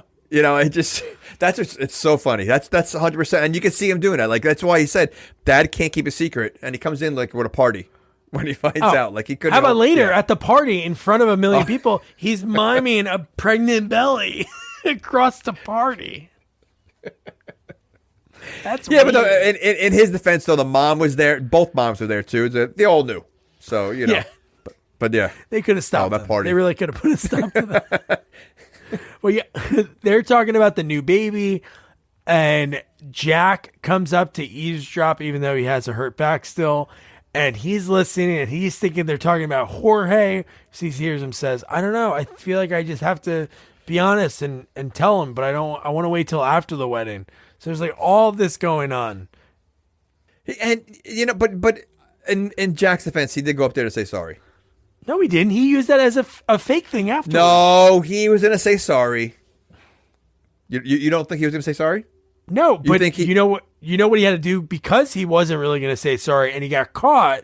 Then he had to get tortured by Roz, and the way she was giving a massage for a real like hippy dippy, and the way she lives her lifestyle. And Bernie, she was throwing her knee into his back. Like she wanted to kill him. Yeah, but there were points though where he was smiling, that he was like, every time she reached to his belly, he kept getting a little excited. Wait, we have to talk about this. So because she makes a comment that she touched something. No, okay, that's what I have here. Okay. She says, "Ooh, I hit some driftwood." Yes. So, but at the same time, she does this. So it could have been a fart joke. That was a dick joke. It has to be because of wood, right? 100% it was. It was not a fart joke. Because he made a face like, I'm sorry, like awkward. So I'm like, that's a boner joke. No, 100% it was. No, it's a fart joke. Why would driftwood be a fart? I'm not saying it was, but she did the signal. Well, maybe she had to like calm herself down. Oh, so now she was fanning herself. Whew. I mean, you know, Barbara, I gotta fan myself. Thinking about the whipped cream boobs and her grabbing driftwood. And is that like a compliment, driftwood? Like it sounds like it's like. First of all, it sounds like it's like crooked, like it's like like drifting away. Like it sounds like somebody at like an orgy. It's been sitting out there for a while. No lights on at an orgy, and you have to walk around just feeling around because driftwood just randomly shows up on the beach. So she's like feeling around, and she just, oops, it's in my hand. Wait, you go from an orgy to this? That was a huge reach around.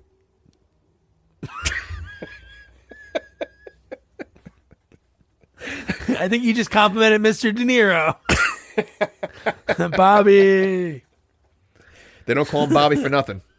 They don't call him Bobby for nothing.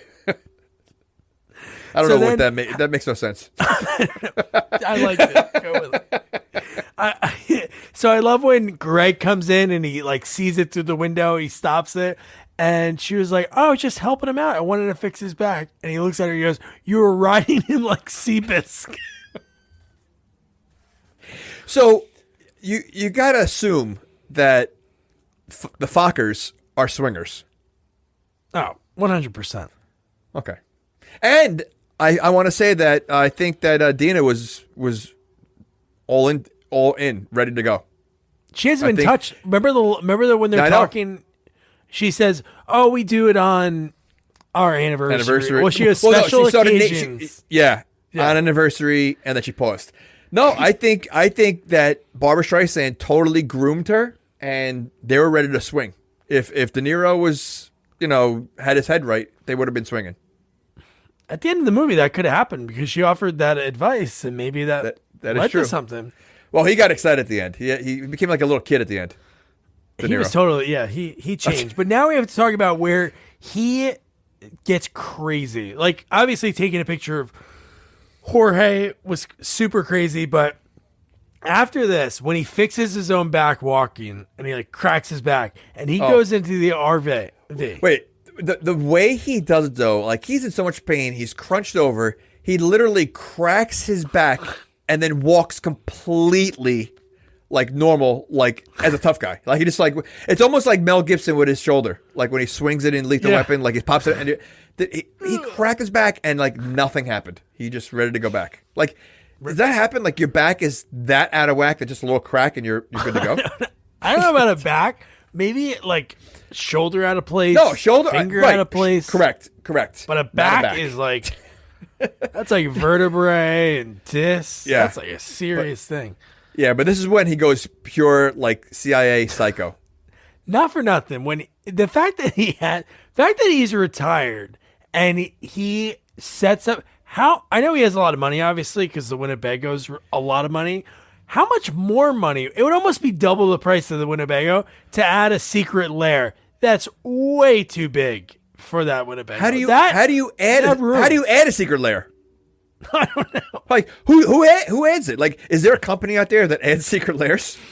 Like, maybe he has like a James Bond queue, like in James Bond, he has a guy that he can call. But it's insane. That whole thing is just. I would assume that would also take a very long time to make. That's not like something like so. Like I want to know, where do you get something like that, because that RV is very new.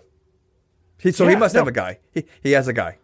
And there was a million blinking lights in there. If you notice, they always have like those blinking lights that they're not even buttons to touch, but everything was blinking. He had so many switches and buttons in that thing. Yeah, it looked like a cockpit of an airplane. Like it had like all these different and then the TV comes down, the screen.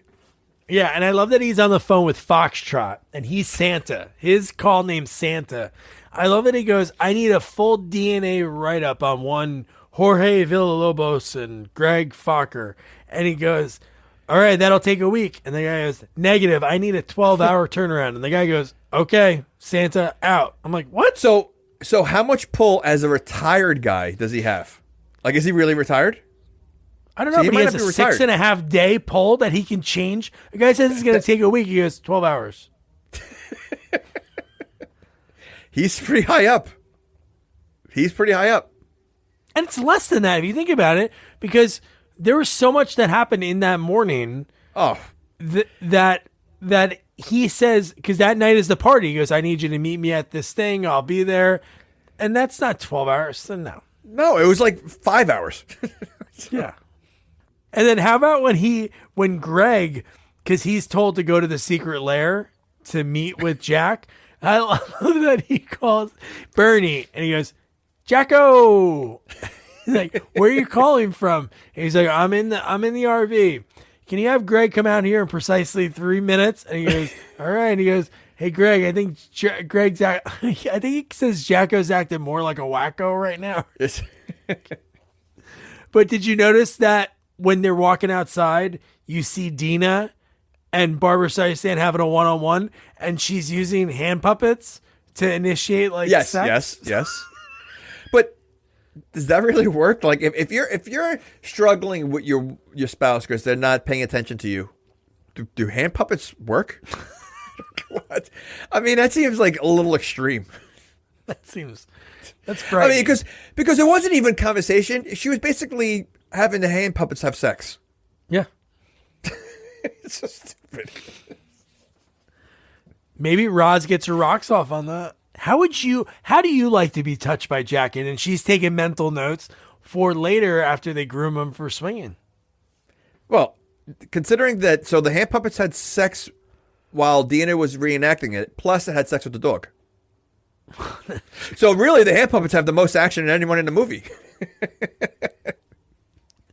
They'll have to go on Maury Povich if they get pregnant. So then we get Greg. So Greg has to go out to see Jack. Jack tries to get him to admit to being Jorge's dad without really asking him. And then he's able to get a DNA sample from him, puts it into a lab. And then as soon as Greg leaves, when it's like, that was kind of weird. Like you see him walk out, he calls Jorge. And like, how did he have his number? Where did he get his number from? Yellow Pages, White Pages. That had to be around then, right? So he knew his last name too? He happened to know his last name? Well, he did because he called him Villalobos. When he called Foxtrot 1. Yeah, how did he know his last name? Isabel? Maybe they said Isabel's last name? So he somehow figure out his name, knows his phone number, and Jorge has no problem. Like, yeah, sure, I'll go. Like, no, like how bizarre is that? Well, listen, Jorge's father, he never met his father. He's lonely. He's Jack as a father figure. Maybe he just attaches himself to Andyman. That is true. Maybe, yeah. This guy's looking out for me. He cares for me. He's invited me. He probably doesn't go to any parties. His mom is constantly out drinking. Banging. Understandably. So this poor kid is, gets invited to his first party. Yeah. I mean, enough for nothing. Look at the way he looks like. He looks like a caveman. He does.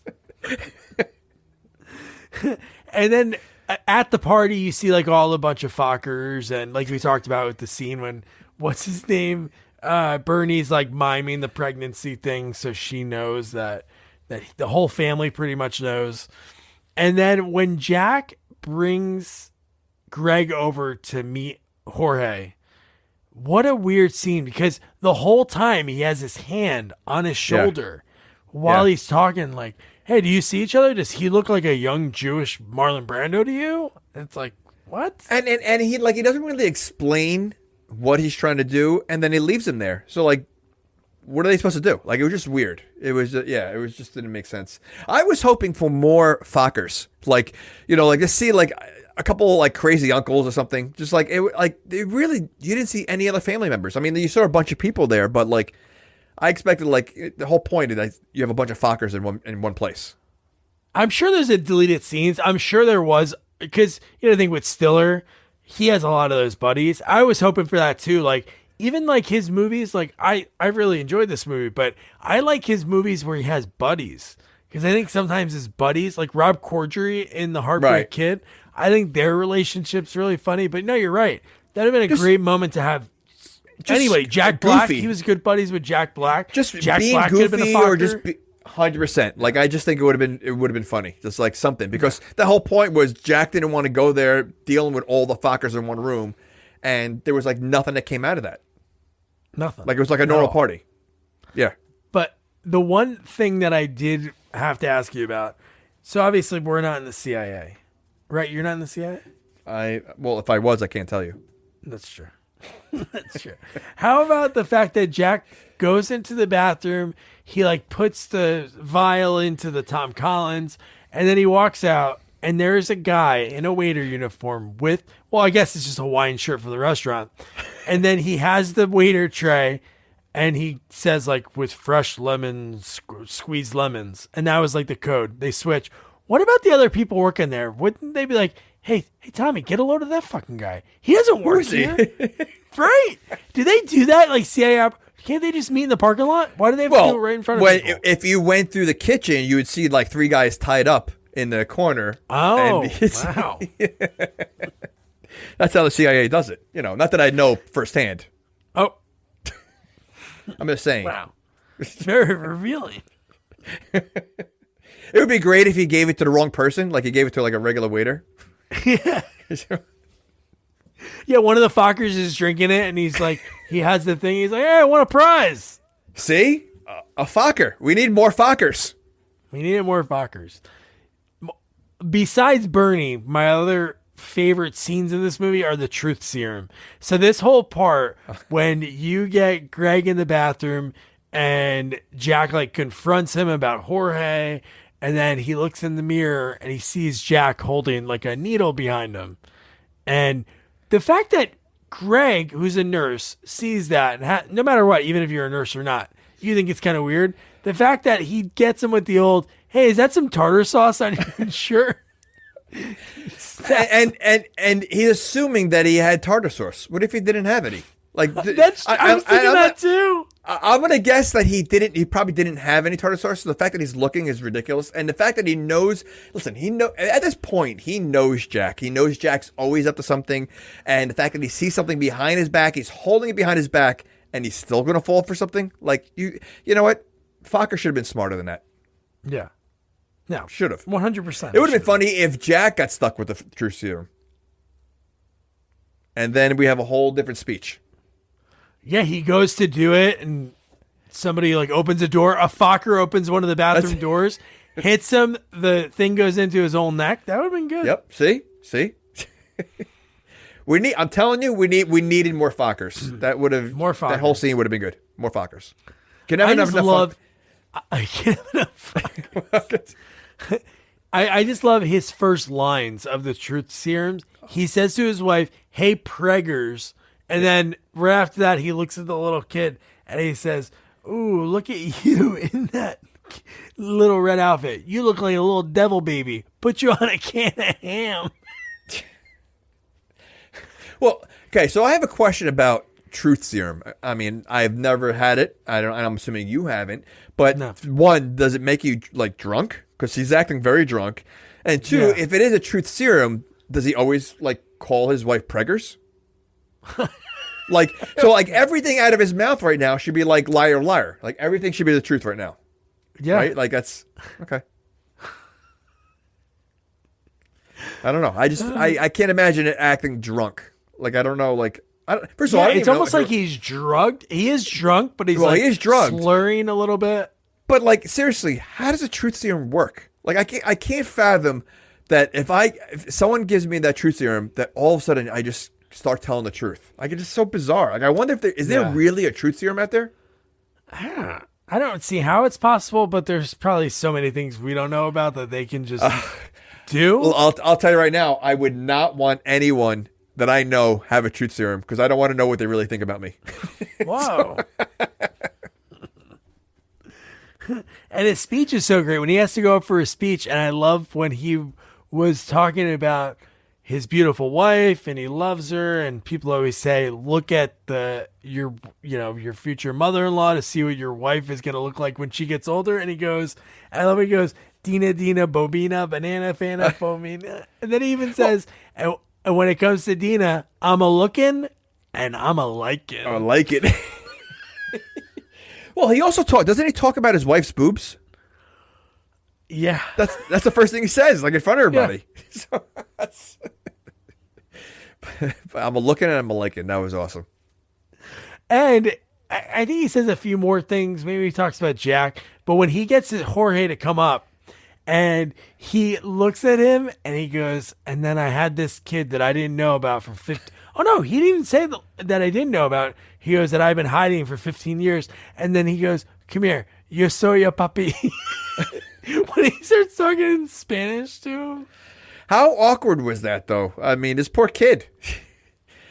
By the way, is Dina Gwyneth Paltrow's mom in real life? Yeah, right? Is that true? Okay, it is. Okay.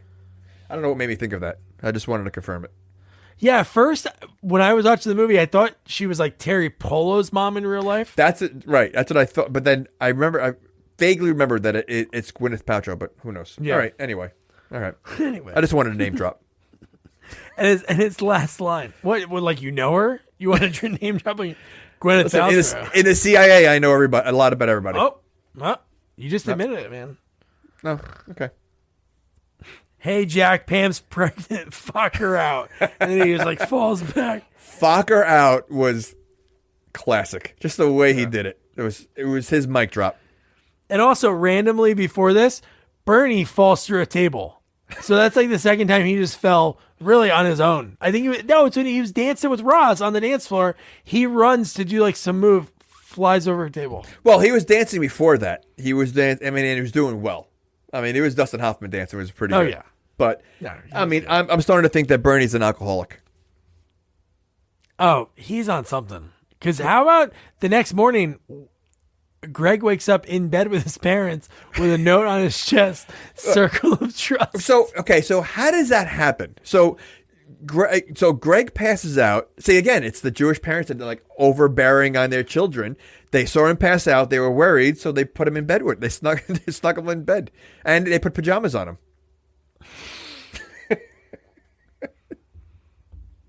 They were all pretty hammered. But do you think I mean, they were drunk too. Yeah. Just saying. Did it get weird? Accidents happen. I thought you were the waiter. I thought you were the Tom Collins CIA waiter. So then Jack's trying to leave. Bernie's laying under the tire, talking about this is how we did things in the 60s. And he's just laying there, and he finally gets Jack to get out of the car. You know, he's like literally under the tire. Like, I mean, I would think when they're protesting, they're like in front of the bus or the car. No, he's literally like, if the tire moves an inch, he gets crushed. Yeah. And this scene is so insane because we already know how crazy he is. But when Dina admits, because when he's saying muskrat, Dina, muskrat, and she's like, no muskrat. But see, okay, so, you know, we talked about Dina being very passive and very quiet, but it seems that, and a few times it happens in both movies, when she puts her foot down, Jack listens. Yeah. So it makes me think, why doesn't she do it more often? Like, so she might be partly to blame why Jack's the way he is, because she doesn't say anything, because he listens to her every time she gets a little upset. Yeah, she should probably open her mouth more, but she threw him under the. This wasn't a little thing like, well, no, oh, he's eavesdropping. They made him feel like crap. I mean, they all attacked him. I mean, oh my God, and like, I don't know if that was the right place, considering he was getting attacked by everybody. You'd think his wife would stand up a little bit, but no, she was just as bad as they were. It was pretty insane what he did. The whole scene, I have the clip, but I can add it later. But the fact that she goes, you truth serum Greg. And then she goes, this is exactly like what you did to my junior prom date. So a 16-year-old. Yeah. That's sick. I'm sensing a pattern here when it comes to him. 16-year-old Jorge, and he has a soundproof door in the RV. I said he could easily kill someone no one can hear. Just saying, there might be more to him. He might be like a Dexter. Dexter, yeah, or like Joe from You. Oh, very. Yeah, I can see that. Then we get a little fight. Bernie's gonna fight Jack Focker style. He takes his sandals off. Well, I guess it's sort of like his capoeira because he takes his sandals off and he starts dancing. But didn't his wife or someone say he's only been doing it for a couple of weeks? yeah, he did. And I mean, De Niro doesn't seem phased at all and he pretty much dodges everything. Like the one punch he does, like he just literally was not like, you know. I think De Niro could have killed him. Well, he said that. He goes, just so you know, as soon as I engage, I don't stop until the target is destroyed or something like crazy. Well, he is crazy. This whole scene. He is, but Dustin Hoffman's pretty crazy too. Yeah. But you see Jack get devastated here. Oh. Because right after the scene, he's devastated. He's devastated, and he kidnaps his grandson. That's kidding.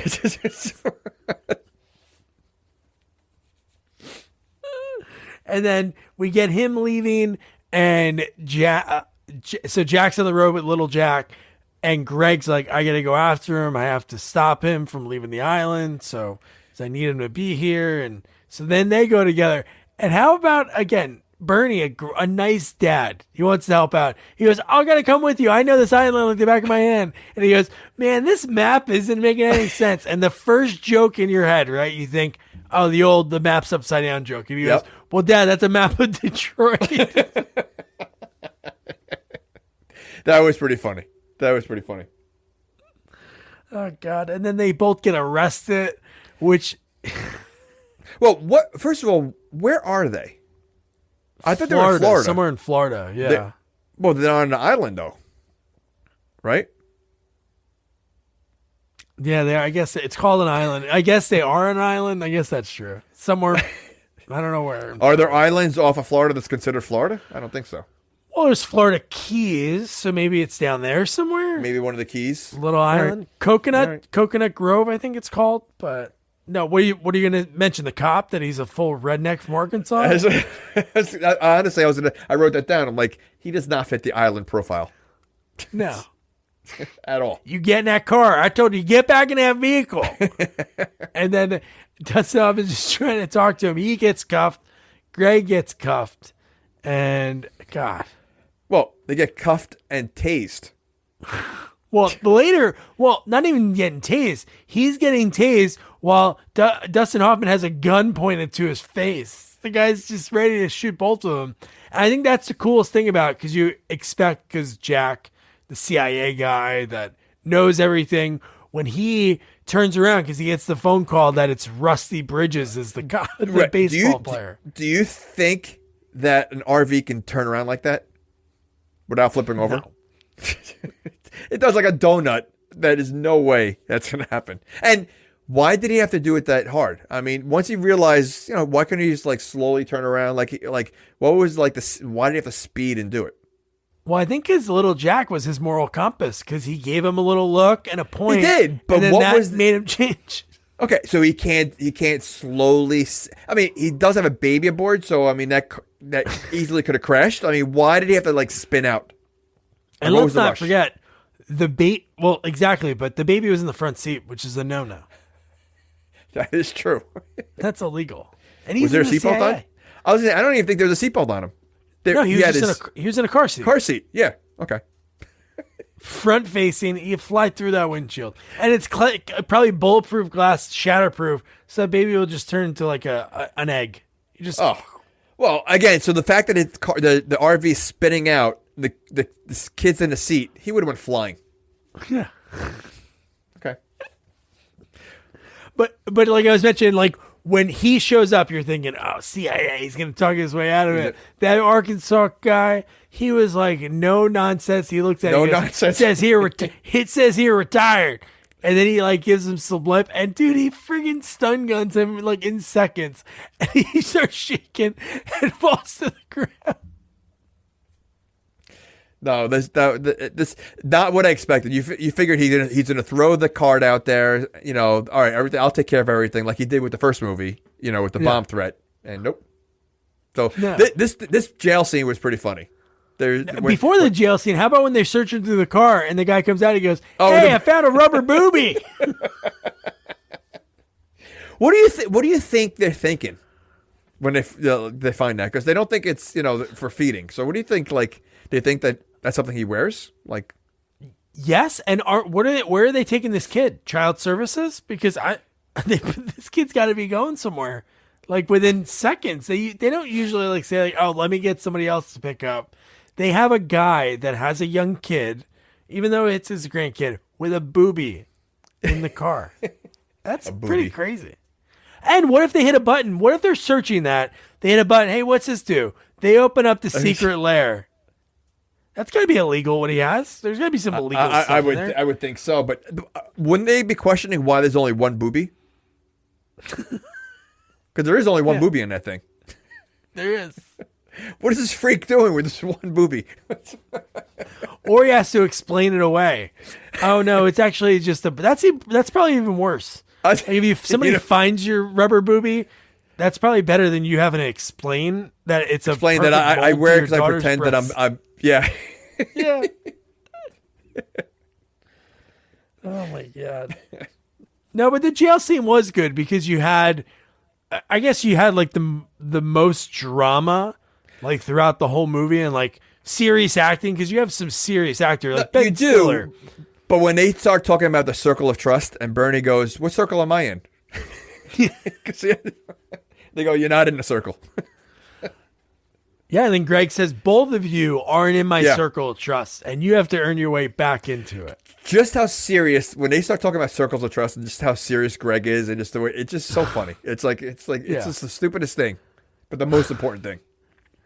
But I did like the judge is going to get them out. It's the Larry David's dad from Curb, and Yep.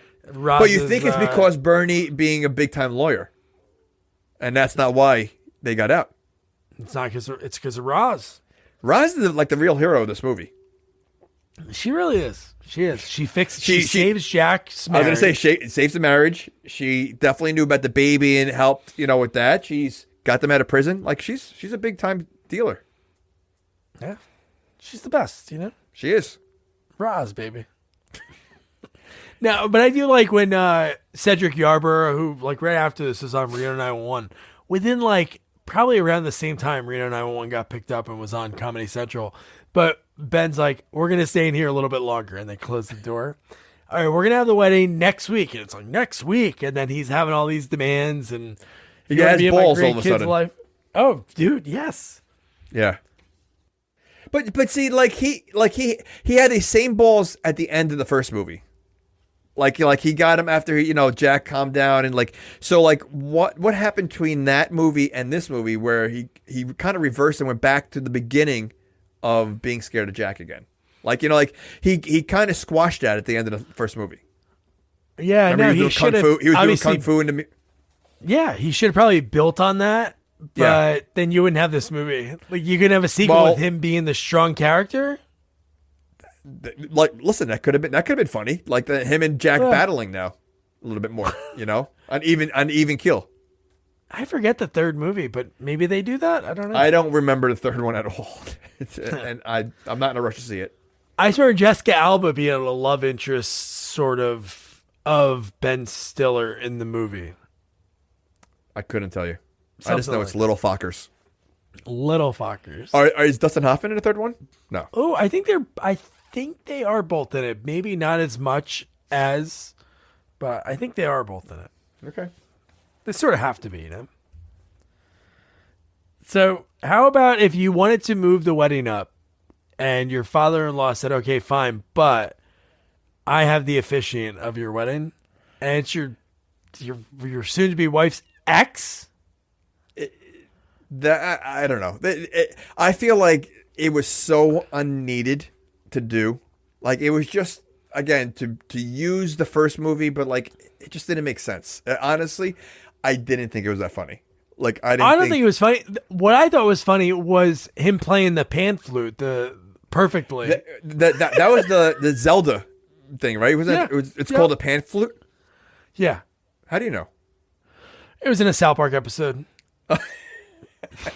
All right. Yes, that was the funny part because I mean, anyone playing that stupid instrument would have been funny.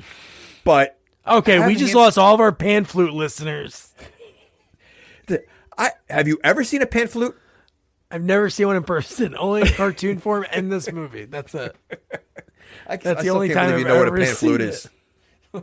But yeah, I did having Owen Wilson there just didn't make sense. It was like I get what they were trying to go for. I think it fell flat. I think it was stupid. Yeah, I don't think it was funny. It made me feel awkward when he was reading the vows and he was just staring right at Pam and Greg was just. It just didn't make sense. It just didn't fit. I feel like it was like forced. Like it was a forced scene that wasn't necessary. Yeah. And this is it. Wedding's happening. And I was just envisioning myself when Jack wouldn't give up his own daughter. When he was like tight grip on her. I did the same thing. I'm thinking, I'm flash forwarding and I'm like, you know what? I can see myself doing the same thing. Yeah. So I get that. That's cool. It's one thing I mean, it's something so small, but at the party when Bernie was breakdancing and the whole crowd was going, go Focker, go Focker, go like the whole and it was, his version of breakdancing. I thought it was pretty You just funny. wanted to get a few more Fockers in. I have to. This is it. I mean, this is the end of the movie. I want to be Fockered out. But no, that's pretty much the end of the movie. You have that's it. Pretty much you have what we talked about before. Roz gave advice to Jack. You have the and then the end credit scene Which Yeah, was and pretty you funny. have also Moses and Mr. Jinx are eating out of the same cake together. See, so they're buddies. So do you think they I think they're more than buddies. I mean, So I wonder if that would be funny if there was a cat dog. Cat dog. Well, there's a cartoon on Nickelodeon for a long What, time called Cat Dog. But they were half and half. They were connected at the hip. One side was a dog, one side was a cat. So they were butt to butt. Butt to butt. How did they go to the bathroom? It's true. It was like Human Centipede, but in cartoon. But kids in form. reverse. It was Human Centipede in reverse. So they had to go to the bathroom. I don't know. They were born that way? I don't remember the origin story of the show. Wait, so there's literally a cartoon with a dog facing one way and a cat facing another way? Called Cat Dog. Are the feet facing the same way as the heads? Yeah, they're like it's like their okay. So then how would they walk anywhere? Well, they have to decide who's going to go the right way. But 2 feet would be walking backwards at all times. You can walk backwards. Okay, that seems very weird. It seems very weird for a kid show. Yeah, very weird. Okay. So you're talking about the end credit scene, and I thought that was really funny. Like I love each person going in. Yep. And kind of like terrorizing the kid, giving him cake, as much cake as he wants. Bernie telling little Jack to be a protester, and then Jack's full of shit. He's going. I was dying when he did that. That was great. Well, why is he letting little Jack watch this? Because it's all that's going to do is reinforce the bad behavior. Exactly. It'll be the second time that he saw all of this. Yeah. And the kid's doing the every single time now with Bernie. That was awesome. But Greg's was good too. I loved his when he, like the whole thing he did. Yeah, we're actually faking the pregnancy just so we can get married earlier. And little Jack, never tell Big Jack about that I was actually getting high when you let yourself out and you got the bottle. And I'm like, whoa. And then he's like, I know you're there. But he was wearing the outfit. Oh, was that on the wedding night? It was the wedding. But so you're telling me they left the kid in that room while they had a house full of people and the kid was alone the entire time? Because think about how much time in between each person going in there, between the mom, the dad, and Focker. That's a long time. This kid, and the kid was up the whole time. So he wasn't sleeping at all. So, that's bad parenting. It was a house full of trusting Fockers. And Jack is full of shit. And Jack is full of shit. Well, that was Meet the Fockers. I got to go to my co-host, Jamie. Would you recommend somebody to watch this movie? You have to. I mean, if you're a fan of the first one, you have to watch the second one. It definitely, you know what? I think if you watch it the first time, if you've never seen it before and you've seen the first one, you're definitely going to like it maybe better. But I agree with you. Watching it 20 years later or whatever, it's not as funny as I thought. Had funny scenes, but there was a lot of just corniness to it that kind of didn't make it as funny as I thought. Because I was looking forward to watching it. But it still had a lot of funny scenes to watch, so it's definitely worth watching. Yeah, I agree. The jokes that I had the issues with, which again, it's not even that big of a deal. It's just that I was like, man, they went to that well so much. But again, Bernie and Roz, every line they had were so funny. And I think us doing this in the way that we discuss these movies, I think it's so much fun because seeing that movie back in 2004, all those times I used to watch it, you look at Jack as this funny character. You look at him in this different lens. You're like, God, this guy's a friggin' psycho. You knew, obviously watching it, hey, this guy's a little over the top, but it's not even close what he does in this movie. But again, but I also think on the side of it also is they dumbed him down. They clowned him down. It's almost like I compare it to Stifler. In the first movie, in the second movie, he's kind of he's a jerk, but he's the cool guy. He's friends with everybody. By the last movie, they all make fun of him. He's no longer Stifler. He's the loser of the group. And they changed his whole persona. And same thing with Jack. I feel again, Jack's not going to wear this booby one booby thing, and like it became a little too corny on some of the stuff, and took away the fear. I feel like it took away the fear of Jack a little bit. Yeah, well, it's sequels. You know, something's got to change. Somebody's got to change, and in this case, it was De Niro. Sleepaway didn't change much. Sleepaway Camp. It was basically the same movie. Stinks. Oh man! All right, so next movie sequel that we're going to be covering, To Boldly Go, where our sequel watching journey has never gone before. Star Trek VI: Undiscovered Country, which has a great cast. I know there's I want to say young Kim Cattrall, but she was already established. She was already a police academy mannequin by this time. Are there whales in this one? I don't know. I've never seen it. How many Star Treks did you ever watch? Ever? Yeah. I've never seen any of the movies. Oh, you really? No, I remember I've seen the old show. But so you never saw like the Wrath of Khan? I'm going to watch a bunch of them. I'm going to get ready for this. Oh, I'm not getting ready. I've only seen like 2. And so I was for this. I was lucky enough to interview special effects and makeup master Steve Neill. Great guy. If you watch movies in the 80s, you watch something that he worked on. Ghostbusters, Saturday the 14th, Fright Night, Return of Swamp Thing, and he actually worked on the first Star Wars. Oh my God, I'm going to get yelled at already. Star Trek, the first motion picture. And he didn't work on any of the other ones because he was doing all the other gigs in Hollywood. And then he ended up working on 6, Undiscovered Country. And man, he was so cool to chat with. Just the special effects in the 80s, how practical they were, UFOs, his passion for flying, and so much more. So yeah, so don't forget to review, rate, share our podcast. Follow us on all social media at Sequels Only. And don't forget to check out our website, sequelsonly.com. Good night. Good night.